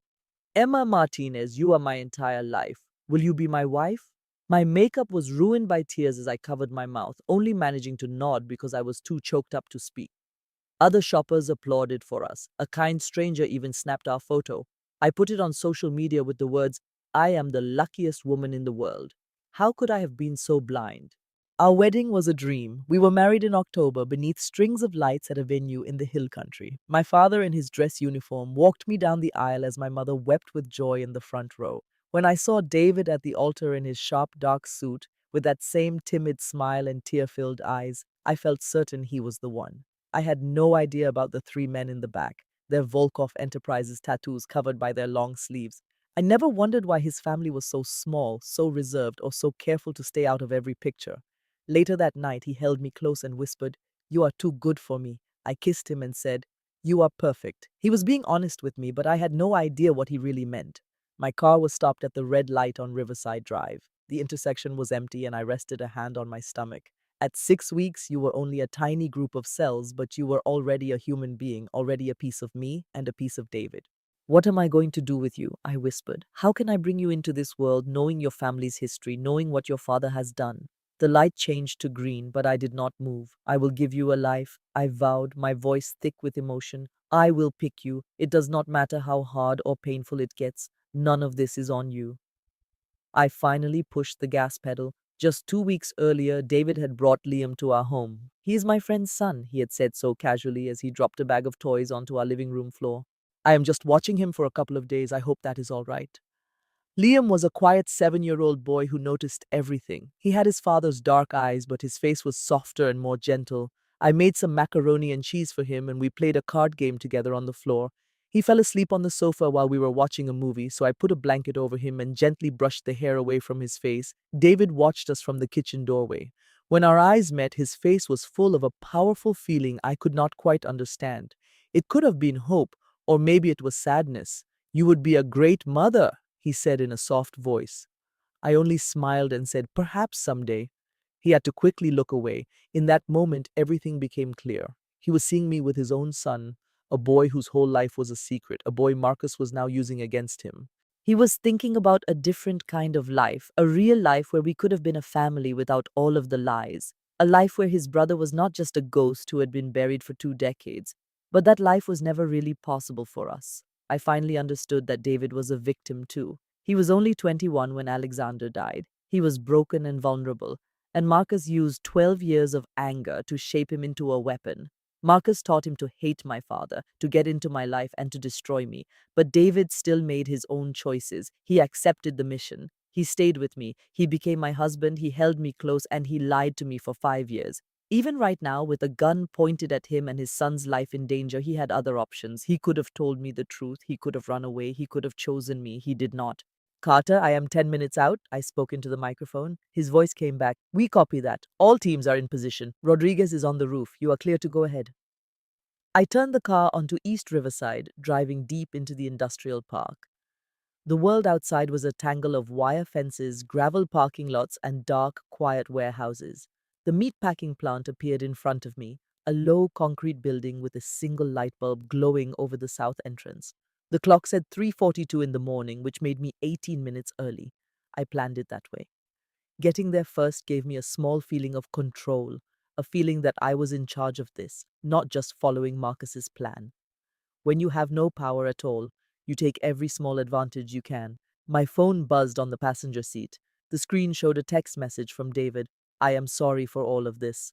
My throat felt tight. I ignored it. It vibrated a second time. Another message appeared. This was never what I wanted. I turned the phone completely off and pushed it into my jacket pocket.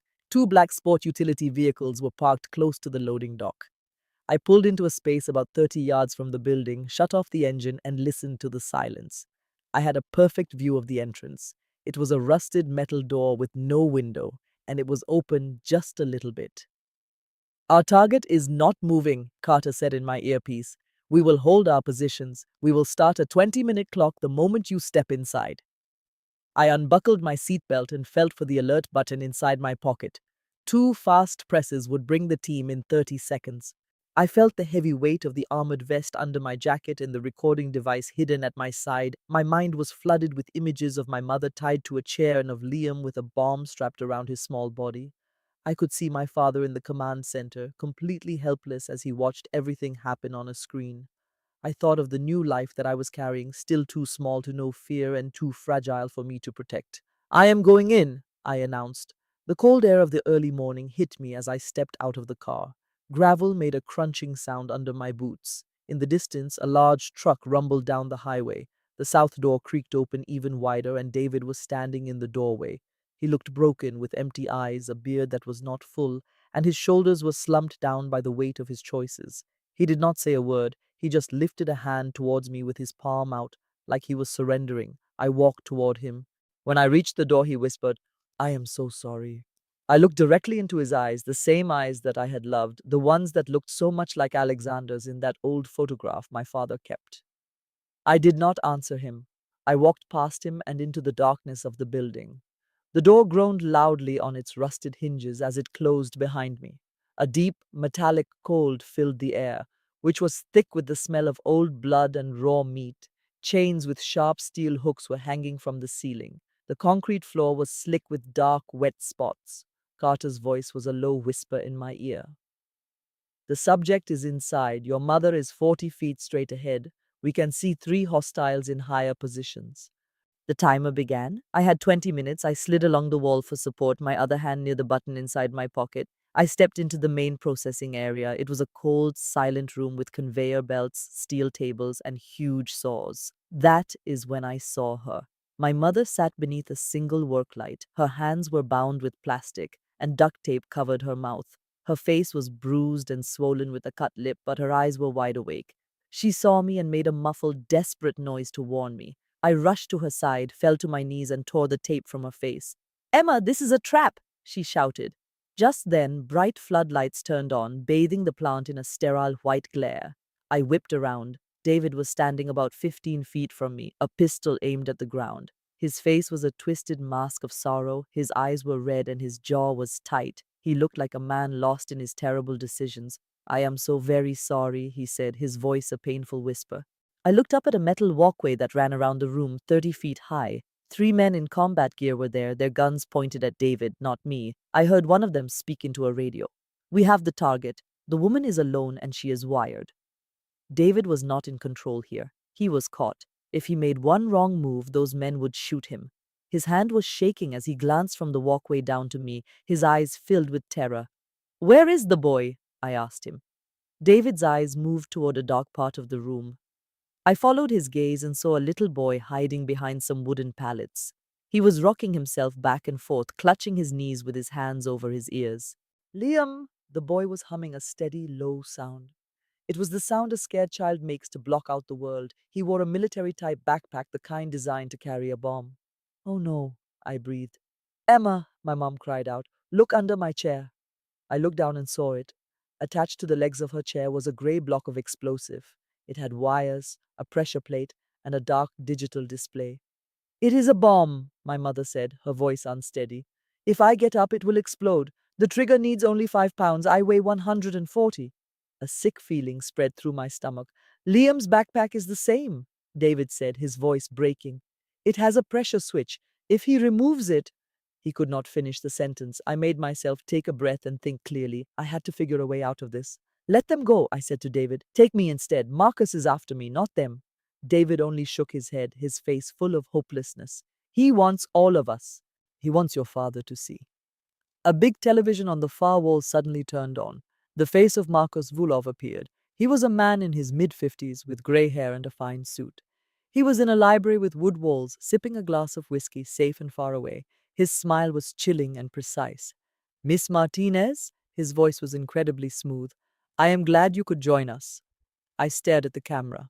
Let my mother and that boy go. Your fight is with my father. Marcus let out a small laugh. Do you believe you are in a position to bargain? You are not in charge here, Miss Martinez. He leaned in closer to the camera, his eyes becoming narrow. You are the payment he must make. I kept my voice even. Are the bombs real? The ones on my mom and on Liam? Marcus's smile grew larger. Does that really matter? You think they are real? David thinks they are real. Fear is a much better weapon than C4, Miss Martinez. A bomb just takes a life, but the thought of a bomb creates despair. It causes panic. It makes people do the unimaginable. He slowly sipped his drink. I am not a monster. I do not wish to harm children with explosives. I want your father to watch you die by the hands of the man you love. Bombs are not personal enough. So, what is my desire? I want Richard Martinez to feel the same pain I did 15 years ago. I want him to see his own child die. I want that memory to be burned into his mind for the rest of his days. He must learn that real justice is not found with a badge or in a court. It is settled with blood. The official story said Alexander's death was justified. Marcus's voice fell to a whisper. Your father shot my 19-year-old son in the chest. He let him bleed to death on the street, and they said it was justified. He spat the word out as if it were poison. There is no justification for the killing of someone's child. I looked at Liam, who was still humming and rocking in the corner. Then why are you doing this to your own son? I asked. Marcus's face showed no emotion. David is aware of his duty. He has known for 12 years. Family requires sacrifice. My son knows this. David looked as if he had been hit. The gun in his hand lowered. I cannot do this, he whispered. Marcus, I just cannot. Yes, you can, Marcus said, his voice like cold steel. Or you can see Liam die instead. The decision is yours. One of the men on the walkway aimed his rifle at Liam. A small red laser dot showed up on the boy's back, a perfect spot on his green shirt. Liam just kept humming, unaware of the danger. No! David moved forward, pointing his pistol not at me but at the gunman. At once, all three rifles turned to point at him. Red dots appeared on his chest. David, stop! I yelled. He stood frozen, his breath coming in ragged gasps. Lower your gun, I said gently. Please, this is not the way to save him. David's eyes met mine. He looked at me just like he did on our wedding night, and in that look I saw all his secrets, his love, his shame, and a deep, terrible sorrow. I never wanted any of this for you, he said. I know, I replied. He let the pistol drop to his side. Marcus leaned back in his chair and smiled. How sweet, but our time is short. The arrangement is clear. David shoots you. Richard sees it on the private channel I sent him. Your mother and Liam can go free. He drank from his glass again. If David does not do it, I will set off both devices. Everyone here will be gone. Richard will still see it happen. The only difference is if you die a quick death or a very fiery one. That is no choice, I said. No, Marcus said. It is justice. From behind me, my mother whispered, Emma, use the button. But I could not push it. Not yet. A 30-second wait was too long with live bombs. I had to buy more time. What will happen to David afterward? I asked Marcus. If he does pull that trigger, will you allow him to live? Marcus's smile only became wider. Of course not. David will die as well, but Liam will live. That is the deal. David closed his eyes tightly. I looked at the small boy with his hands still covering his ears. He was just 7 years old and completely innocent. I looked at my mother, who was tied to a bomb. I thought about the baby I was carrying, only 6 weeks along, a small life that had not yet had a chance to live. Fine, I said. David's eyes opened wide. Emma.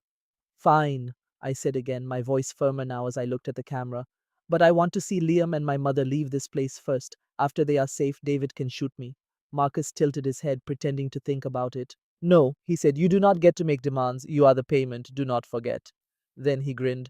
Before I tell you what Marcus said next, and if David actually shot me, please type the number 20 in the comments if you are still listening. That number is very important to this story. I need to give you a quick warning. This story includes some very intense fictional events. If that type of thing makes you uneasy, this would be a good time to stop. Are you still here with me? All right, let us proceed. Trapped, I finally faced the man who had planned my destruction. You want my father to suffer because he was responsible for Alexander's death? I asked, trying to keep my voice steady. I can understand why. Marcus put his glass down and leaned forward. He did not just kill him, he murdered him. Alexander was only 19 years old. The official report stated it was an act of self-defense. Reports, Marcus scoffed. Your father's version of the truth, written by his friends and approved by a prosecutor who owed him a favor. Alexander fired a single shot because he was scared. Your father shot him 3 times in the chest and left him to bleed out on the street. I looked over at David. His face was pale and the gun in his hand seemed heavy. I am not trying to defend my father's actions, I said with care, but making David a murderer will only cause more suffering. Suffering? Marcus laughed, a harsh, jagged sound. You want to speak about suffering? Let me tell you about it. I buried my son on what should have been his 20th birthday. I watched my wife drink herself to death. David spent 3 years in a psychiatric hospital because he could not handle losing his brother. Do not you dare lecture me about suffering. Then please do not make Liam another one of your victims, I pleaded. Marcus's eyes became narrow slits. Liam understands the idea of sacrifice. He is a Vulov. He is a 7-year-old boy. He is old enough. The chill in his voice made my skin crawl. I had to find another approach. You are making David into the very thing you hate, someone who takes a person's child. How can you call that justice? Because Richard will have to watch it happen, Marcus said plainly. And he will have to live with that knowledge. For the rest of his days, he will wake up knowing his daughter died because of a decision he made 15 years ago. That is what I call justice. From behind me, my mom whispered, Emma, I am begging you, do not.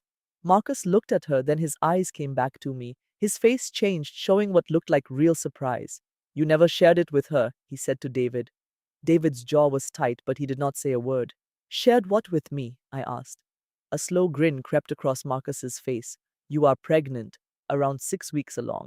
David has been keeping track of your cycle, your symptoms, and even the hormone levels from your blood tests. He obtained the results from your doctor. He let that sink in. You are carrying my grandchild. All the air rushed out of my lungs. My mom made a choked sound. Emma. Which makes this entire situation even more perfect, Marcus went on. Richard loses his daughter and his grandchild. I will lose a grandchild too, but I have already lost a son. I know how to bear that kind of loss. Your father does not. I was unable to speak. I could not process anything. David's face was a picture of pure misery. This was not what I wanted. I tried to make him stop. You did absolutely nothing, Marcus said sharply. You have been dragging this on for 6 months, David. You had 3 opportunities to complete this, and you failed each time. The brake line in February, you did it wrong. It only set off a warning light. The security system in May. You triggered the secondary alarm, and that contaminated water in August. The dose you used was so weak it wouldn't have hurt a small child. My thoughts were spinning. 3 times he had tried. 3 times he had failed. David had been trying to eliminate me for months, but he had done it on purpose. You just do not have the guts for it, Marcus said, his voice thick with disgust. You are pathetic, just like Alexander. David's grip on the gun became tighter. So, I am making it very easy, Marcus continued.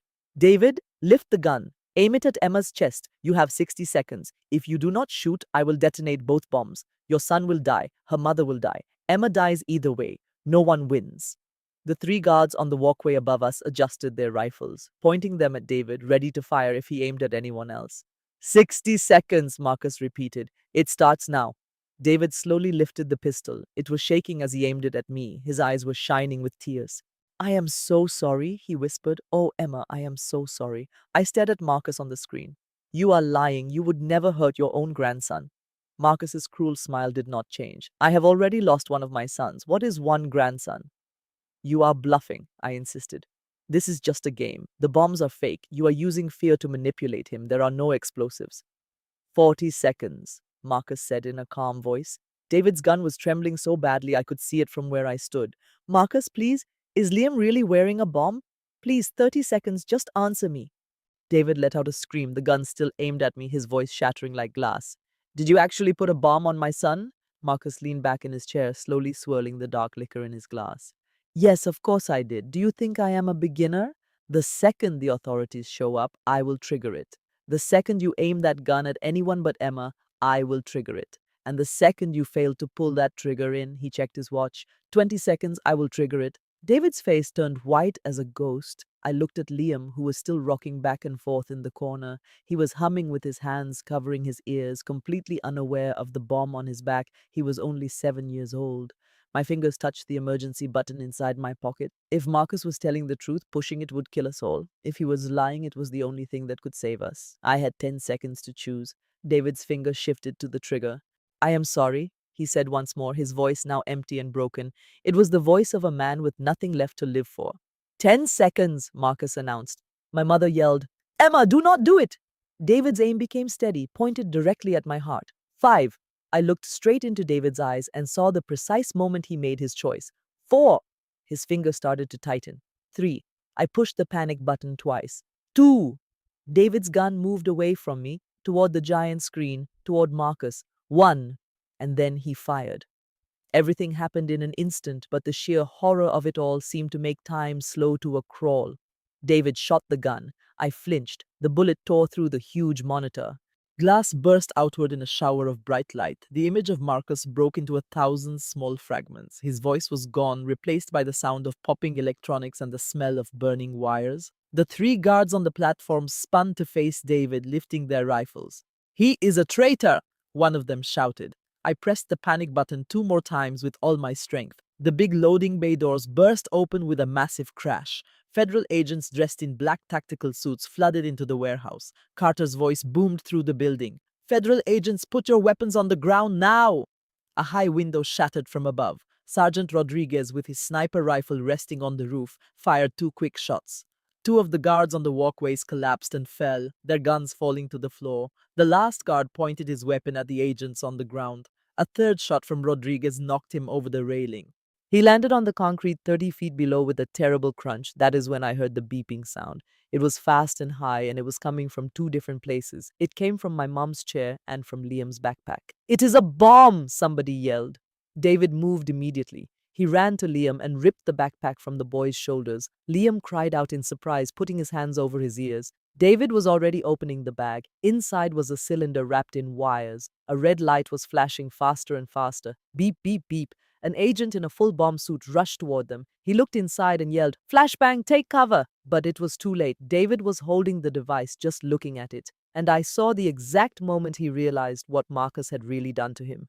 It was not a bomb, it was a stun grenade. A device that does not kill. It was one more lie. The device went off in his hands. The explosion was a blinding white light and a sound that shook the building. A powerful shockwave hit us like a solid force inside the warehouse. I covered my face with my arm, but the light was so bright it burned even with my eyes closed. Every sound disappeared. It was replaced by a single high-ringing noise. The sound was so sharp it felt like my eardrums were going to break. I could not see, I could not hear, and I could not think. As my sight started to return, I could see blurry shapes moving. I saw David lying on his back, thrown 6 feet from where he had been. His hands were burned black with the skin peeling off and smoke rising from them. His eyes were open but saw nothing. His pupils were huge and his mouth was moving but no sound came out. Liam was on the floor next to him. He was rolled up in a small ball, screaming without a sound. I could not hear him, but I saw his mouth was wide open and his little body was shaking from fear. I think my mom was screaming too. Her chair was falling over. The plastic ties still held her wrists together. The device under her chair was beeping even faster. A second device was about to explode. The bomb technician yelled and ran toward her.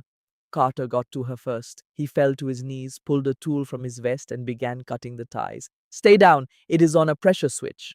The side door, which was not guarded, was suddenly thrown open. 2 men in black uniforms ran inside. It was Vulov's backup team. Their rifles were up and they were firing. The flashes from their guns lit up the dark corner like lightning. Bullets tore through the space around us. They hit steel tables and concrete walls, making sparks fly everywhere. An FBI agent fell, holding his leg. Another agent shot back. Glass from the lights overhead shattered and fell down like shiny dust. Dad showed up in the doorway right behind the shooters. He was supposed to be at Unit 20. He was holding his service pistol, and his face was a picture of pure anger. Emma! He shouted. One of the shooters turned around to face him. I did not hear the shot, but I saw my dad fall behind a metal table. Bullets destroyed the steel where he had just been standing. Carter cut the last plastic tie. He grabbed my mom's arms and pulled her away from the chair. The device underneath it exploded. It was another stun grenade. It sent out another painful wave of light, sound, and pressure. The chair was thrown into the air with its metal legs all twisted. Mom and Carter were thrown to the floor as smoking pieces flew past them. Mom rolled over. She was coughing, with her hands covering her ears, but she was okay. The gunfight grew even worse. The FBI agents were hiding while the backup shooters moved forward. Bullets were going in every direction. Rodriguez fired from the roof again, and one of the shooters fell down in the middle of a step. The second shooter turned his gun on David. He was still on the floor and had no way to defend himself. His hands were too badly burned to even pick up a gun. The shooter lifted his rifle, pointing it right at David's head. I did not even think. I just started running. My legs moved as fast as they could, and blood pounded in my ears, which was still deaf. I hit David's shoulder with all my force, pushing him out of the path of the bullet. The bullet that was meant for his head ripped through my upper left shoulder instead. The pain was a bright, white-hot flash. It was worse than any pain I had ever known. My knees gave out, and I fell onto the hard concrete floor. Warm, sticky blood was already spreading through my shirt. In a haze of pain, I saw Dad get up from behind the table and fire his gun 3 times. The other shooter fell, and his rifle slid away. The whole factory became quiet. Or maybe I just could not hear anything anymore. I was lying on my back, looking up at the meat hooks on the ceiling. A dark pool of blood was growing underneath me. My shoulder felt like it was on fire. The pain shot down my arm and up into my neck and face. I could not move my left hand, and I could not feel my fingers at all. David's face appeared above me. His burned hands reached for me, but he could not hold me. His face was covered in black soot, and tears were rolling down his cheeks. His mouth was making words, but I could not hear what he was saying. I tried to talk, but my own voice sounded like it was far away. Why? I could see the word on his lips. Why did you do that for me? Blood started to fill my throat. I coughed, and it tasted like metal. Because I was able to say, and every word was torture. This needed to end with someone. His face fell apart. He leaned down and touched his forehead to mine. I could feel his tears on my face. Then my dad was there. He knelt down next to me, pressing hard on my shoulder to make the bleeding stop. I could not make out his words, but I saw the sheer terror in his eyes. Behind him, medics from the Federal Bureau of Investigation rushed in. One started cutting away my shirt while another applied gauze to the wound. My mom made her way to my side. Her bruised face appeared in my dimming vision. I could see her lips moving. Stay with me, my dear. Just stay here with me. I attempted a nod, trying to show her I would be all right. But my sight was narrowing, becoming a dark tunnel. The pain was dissolving into a cold, unfamiliar numbness. The final thing I saw before I lost consciousness was little Liam. An agent was carrying the frightened boy away. He had his hands pressed tightly over his ears, his mouth wide in a scream that made no sound, and David, with his wounded hands, was still trying to reach for me. The smell of antiseptic and a rhythmic beeping sound pulled me back to the world. I opened my eyes to a ceiling of white tiles under weak fluorescent lights. A tube was taped to my left arm. My right shoulder was covered in thick bandages, and a dull pain pulsed with each beat of my heart. I was in a hospital room. I slowly moved my head. My entire body ached. I saw my dad sleeping in a chair next to me. His head rested on his chest, and he was still wearing his tactical vest over a blood-stained shirt. That small motion was enough to wake him. His eyes, red and puffy, were filled with alarm. "Emma," he said, his voice shaking. He took my hand and squeezed it tightly. "Thank God. You were out for 2 hours. They told me the surgery went well, but—" "The baby," I whispered. My other hand moved down toward my stomach. "Is my baby okay?"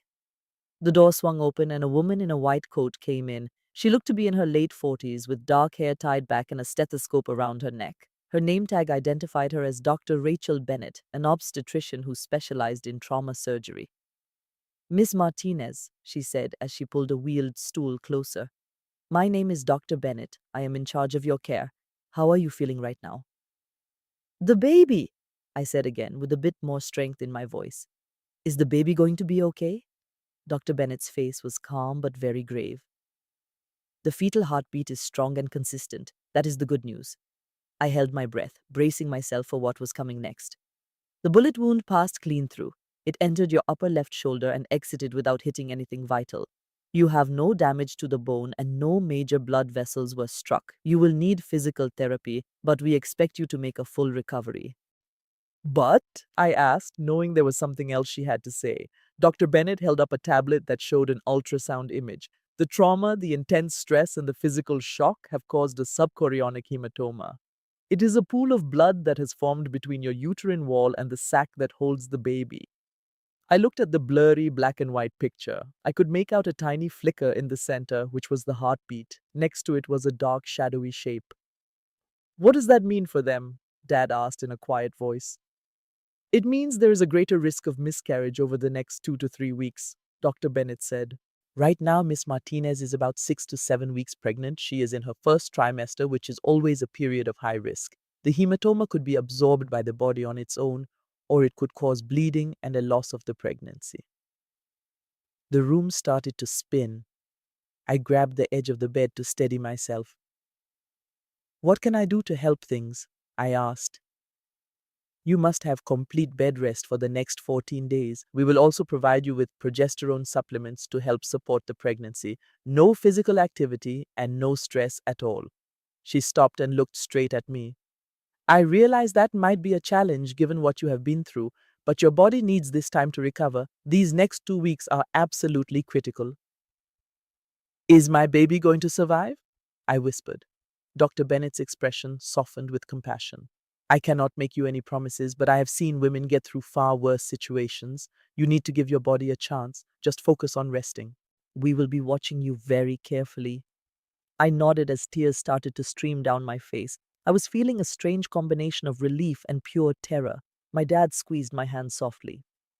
We will make sure you get all the rest you need. I am going to stay right here with you. Your mother will be here as soon as she is able to leave. Mom is here in the hospital? I asked. She is 2 floors down from us, Dad replied. She has a few bruised ribs and a minor concussion, but the doctors say she will be fine. Carter brought her in shortly after you got here. As if he had heard his name, Carter showed up in the doorway. He was still wearing his tactical gear and looked like he had not slept in a long time. Miss Martinez, he said, giving a small nod. I am very glad to see that you are awake. What happened after I passed out? I asked. Carter walked all the way into the room and folded his arms across his chest. Agent Carter explained, we have secured the plant. 3 of Volkov's people are gone and we are holding 2 more. Your mother and Liam were brought here to be checked out. Liam is now with Child Protective Services. A doctor found no physical harm, but the boy is in a deep state of shock. He has not spoken a single word since the blast. A crushing weight settled onto my chest. What about David? I asked. Carter's face grew stern. He is in federal custody, chained to a bed just 1 floor above us. He required skin grafts for second-degree burns on his hands. He will face a long list of charges, including conspiracy, helping with a kidnapping, attempted murder, and racketeering. And Marcus? I had to know. He escaped, Carter said, his voice thick with anger. He took a private jet from a small airport near Houston. He landed in Monterrey, Mexico, about 6 hours ago. Interpol has sent out a red notice, and we have frozen $18 million in assets from Volkov Enterprises. We have also arrested 40 members of his organization across 3 different states. I said with a flat voice, but he is still free. Carter leaned on the wall and said, for the moment, David's help will be absolutely essential. He knows every safe house, every contact, every single financial detail. His testimony could take down the entire operation. I closed my eyes. He wants to see me, does he not? Carter gave a slight nod. He asked for you by name. He wants you to be his lawyer. A dry, tired laugh escaped me. That is a huge conflict of interest. I am one of his victims. There is no way I can represent him. Carter replied, he knows that, but he trusts you, and honestly, miss, Martinez, your guidance, even unofficially, could save lives. The sooner we find Marcus, the safer everyone will be. I glanced at my dad, who stood by, his jaw tight with tension. I will see him, I whispered, but just this once and not as his legal counsel. Dr. Bennett showed his disapproval. Miss Martinez, I strongly advise against this. 5 minutes, I stated with firmness. Then I give you my word I will get some rest. 20 minutes later, a nurse wheeled me to the secure section of the hospital. 2 federal agents stood guard outside David's room. Inside, I saw David propped against some pillows. His hands were wrapped in bandages up to his elbows. A clear tube for oxygen was in his nose, and one of his ankles was shackled to the bed. He looked over as I came in. His face was pale, his eyes were hollow, and his lips were dry and cracked. Emma, he whispered. I rolled my chair closer, being careful with my injured shoulder. I am not your lawyer, I cannot be. But I will offer you some advice. I am doing this for Liam, not for you. David nodded, struggling to swallow. I understand. A long silence grew between us. Did you ever care about me at all? The question I had held inside finally came out. Tears started to fill David's eyes. It began as a job. Marcus handed me a file on you and told me to be your perfect man, but by our 3rd date, his voice cracked. By our 3rd date, I had already fallen in love with you. After that, I was just looking for a way out. You had 5 years, I said, reminding him. I know. A single tear slid down his face. I am not looking for your forgiveness. I just had to tell you it was real. It may have started as a lie, but what I felt for you became the truth. I glanced at his bandaged hands, thought about the new life growing inside of me, and recalled the moment I pushed him away from a bullet. I cannot be your lawyer, I said again. It is a clear conflict of interest, but I can help you find a defense. I will locate a good attorney for you and consult on any plea agreements. This is all for Liam's sake. He deserves to have a father who at least tries to do the right thing, no matter how late it is. David shut his eyes and nodded weakly. I started to wheel myself toward the door. Emma, he called out in a soft voice. I stopped and turned to face him. Thank you for saving my life. I did not say anything back. I just left the room. When I returned to my own room, Dr. Bennett was there with some papers. I am sending you to Dr. Sarah Williams. She is a specialist for expectant mothers who have gone through a major trauma. She will monitor you very closely for the next month. I felt too exhausted to argue, so I simply nodded. The door creaked open again. My mom stood there using a crutch for support. Her face was bruised, but her eyes were clear and focused. Emma, honey, she said, her voice unsteady. There is something I have to tell you about the day they took me. I looked at this amazing woman who had shielded me from an explosion and stood up to Marcus Volkov's fury. I sensed her next words would change my whole world. What is it, Mom? She glanced at Dad, then met my eyes again. In a low whisper, she said, I already knew. At my mom's request, Dad stepped out into the hallway. She needed to talk to me in private. Mom slowly sat down in the chair next to my bed. She leaned her crutch against it, her bruised face a mix of regret and strength. What did you mean you already knew? I asked softly. She drew in a shaky breath. About 8 months ago, an envelope showed up at our house. It had no stamp and no return address, just my name written in big letters. I waited for her to go on. Inside there was a file, my mum said, her voice almost silent. It contained police reports, mental health assessments, and crime scene photos. It was all about the night your father shot Alexander Vulov. A wave of sickness washed over me. What did the file say? It alleged that Richard murdered him in cold blood. Tears started to stream down my mom's face. It said Alexander did not have a weapon and was shot in the back. It claimed your father planted a gun on his body to fake that it was self-defense.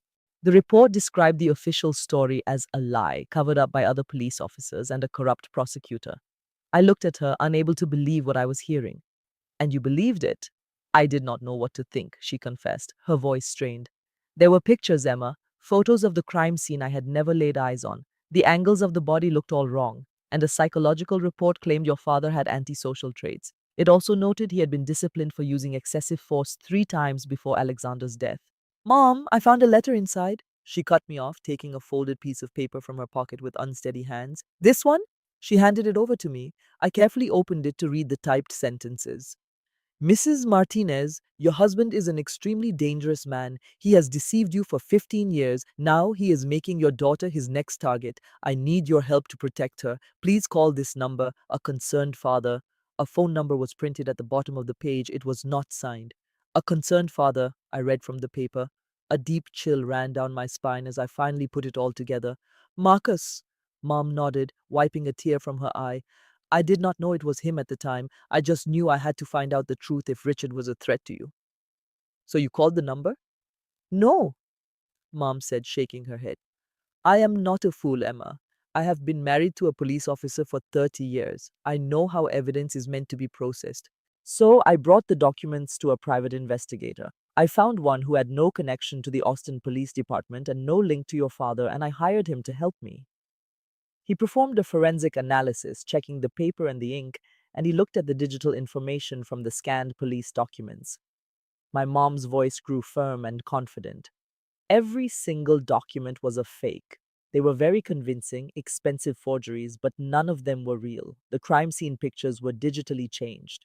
The psychological profile was made up using the stolen identity of a real doctor. The note itself was written on paper manufactured this year, not 15 years ago.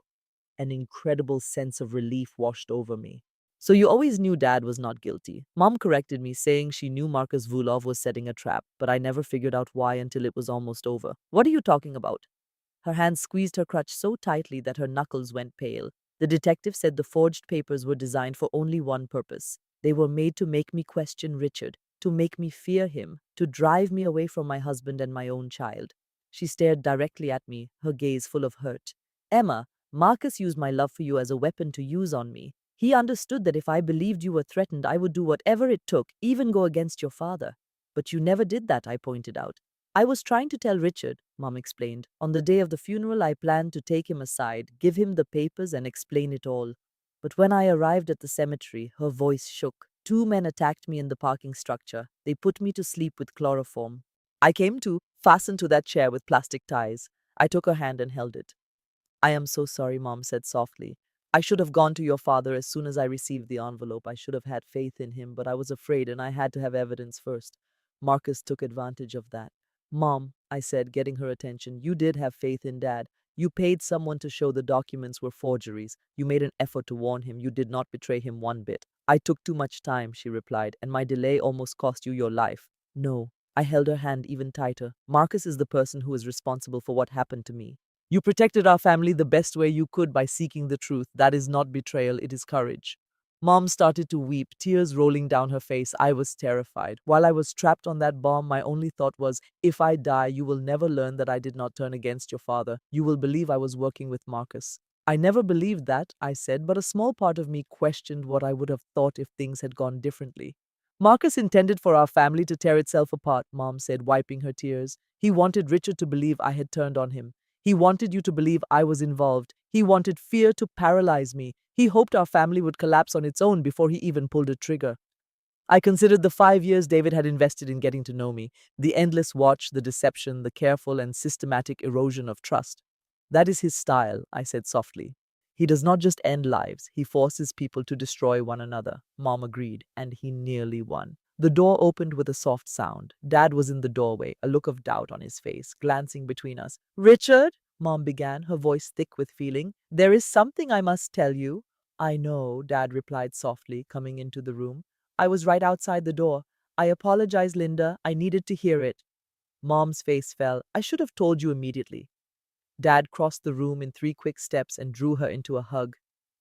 You did precisely what I would have. You gathered the evidence before acting. That is not turning on someone, it is just good police work. Mom cried into his shoulder. I looked at them. For 15 years, my parents had existed under the shadow of Marcus Vulov's threat. They were deceived, frightened, and almost broken. In that instant, I sensed a change deep inside me. Marcus attempted to make us enemies, but he did not succeed. I motioned to Dad. Both of you come here. They came to stand on each side of my bed. I reached for their hands, taking one in each of my own. From this point forward, I declared with a firm voice, this family is honest. No more hiding things, no more waiting. We handle problems as a unit, or we will be destroyed. Dad agreed, his expression firm. Mom pressed my hand. As a unit, together, I repeated the words softly. Through the window, the sun came up, coloring the city with tones of pink and gold. A new day was beginning. We made it through the night. Now we needed to figure out how to continue with our lives. 2 years went by and our lives were transformed. Life was not ideal, but we were managing. I was now 36 and I traveled to the Texas State Prison every month. My 2-year-old son Daniel sat on my lap. He had his dad's wavy dark hair but my inquisitive shining eyes. He constantly asked things I could not explain yet. Behind the glass, David sat in a wheelchair. 3 operations had given him back the function of his hands, but his legs remained still. He was unable to move from the waist down. A fragment from the blast had sliced his spinal cord. He was serving the second year of a sentence that was 12 years long. David spoke softly while placing his palm flat on the glass partition. He said, he has grown so much. Daniel mimicked him, putting his tiny hand on the thick window. Da, he shouted. My chest ached. He says a lot more words now. Dada, mama, no. A weary, sad smile formed on David's lips. That sounds pretty typical, he replied. Liam was next to me. He was now 9 years old and far more quiet than his peers. He sometimes came with us on these trips. On other days, it was simply too hard for him. This was a good day. Hey, pal, David said to his older son. Hi, Dad, Liam replied, his tone soft but firm. I remembered those initial weeks when it all seemed like a nightmare. I was on bed rest 2 weeks after the attack, looking at an ultrasound screen. The doctor indicated a spot near the small beating heart. The bruise is getting smaller, she informed me. That is a really positive sign. It was gone 4 weeks later. Miss Martinez, your baby is a survivor. I began to cry from a mix of relief and surprise. Daniel had struggled to live just like I had. He arrived in January of 2024. He was a healthy 7 pounds and 3 ounces. Every nurse began calling him our miracle. I hugged him tightly, tired and hurting, but overwhelmed with affection. You struggled so much to make it here, I murmured. Thank you.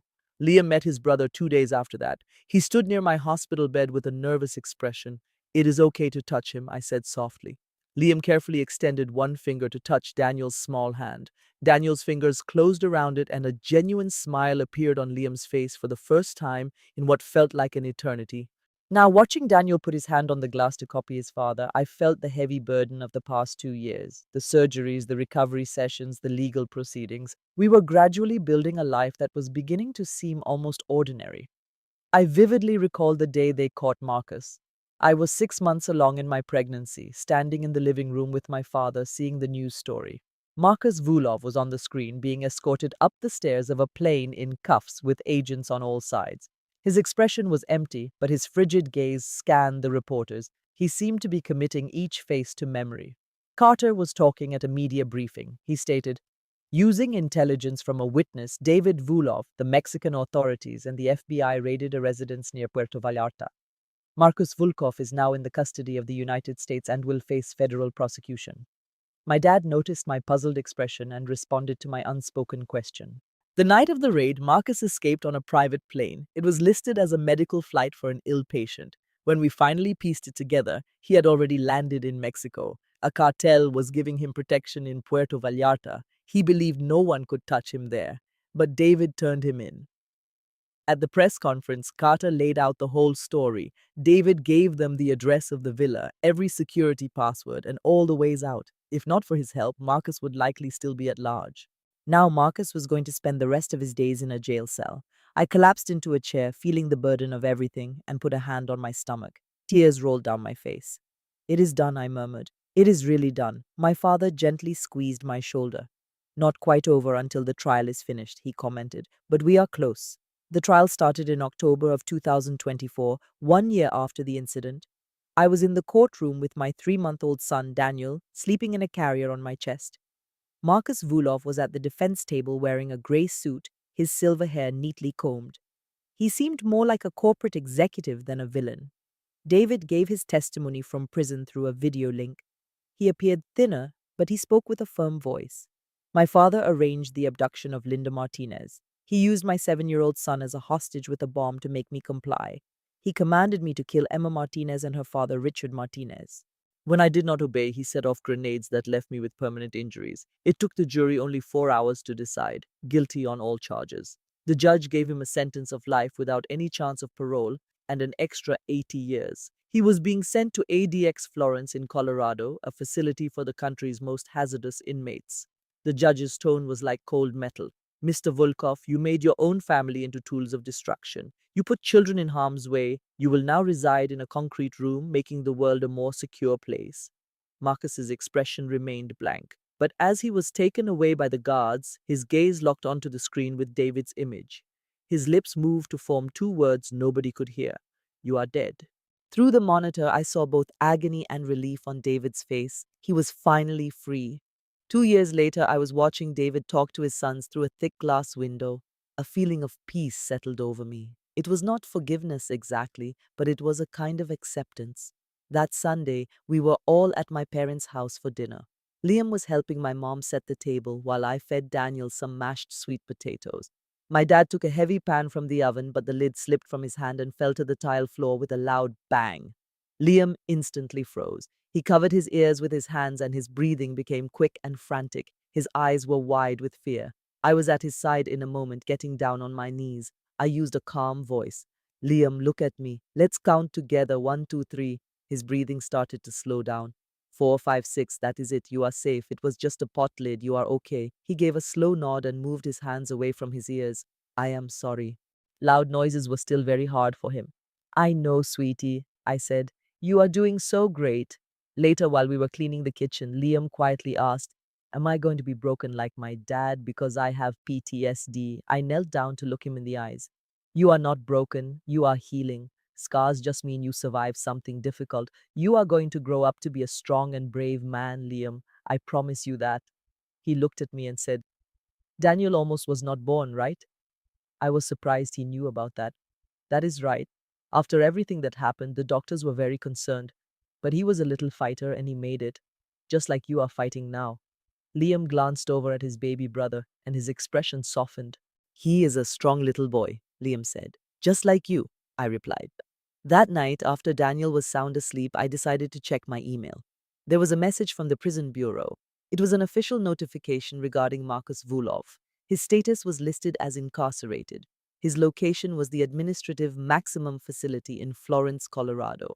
His security level was set to maximum. A parole hearing was listed as not applicable. His sentence was life in prison without the possibility of parole. I showed the message to my dad. They are holding him at ADX Florence, that is a supermax prison for the absolute worst criminals. My dad nodded in agreement. El Chapo is there. So are the Unabomber and the Boston Marathon bomber. Marcus is in their category now. Do you think we are safe? I asked him. My dad looked over at Daniel, sleeping peacefully in his bassinet. Safe? I would not say completely. Marcus had a lot of powerful connections. Someone from his past could always decide to finish what he started. But what about Marcus himself? He looked directly into my eyes. He is 67 years old. He lives for 23 hours a day by himself in a 7 by 12-foot room. He is going to die in that place. So yes, we are much safer than we were 2 years ago. I nodded my head slowly. For now, that was good enough for me. Later that night, I sat on the porch with a cup of coffee, looking at the stars above Austin. I thought about all the things our family had endured. Marcus was locked away in a concrete box forever, but I still kept the security cameras and the panic buttons. The system could have the police here in 90 seconds. It was not because I was afraid of Marcus. It was because one of his old partners might still be looking for revenge. Carter had given me a warning. We cut off the head of the snake, but the body can still move for a little while. Even with that knowledge, knowing that Marcus would die in that cell allowed me to finally breathe a little easier. I gazed at the night sky, my hand going to my stomach from old habit, even though Daniel is now a healthy 2-year-old. My life is not what I had imagined, but it belongs to me, and Marcus Vulov can never hurt my family again. When I think about it all, I know this story is not just about revenge or being let down, it is about stopping a painful cycle that can destroy a family for years. For 15 years, Marcus used his sadness as a weapon to control his son. David was trapped between his duty to his father and his love for me. He was put in a spot with no good options. He had to either kill me or watch his own son die.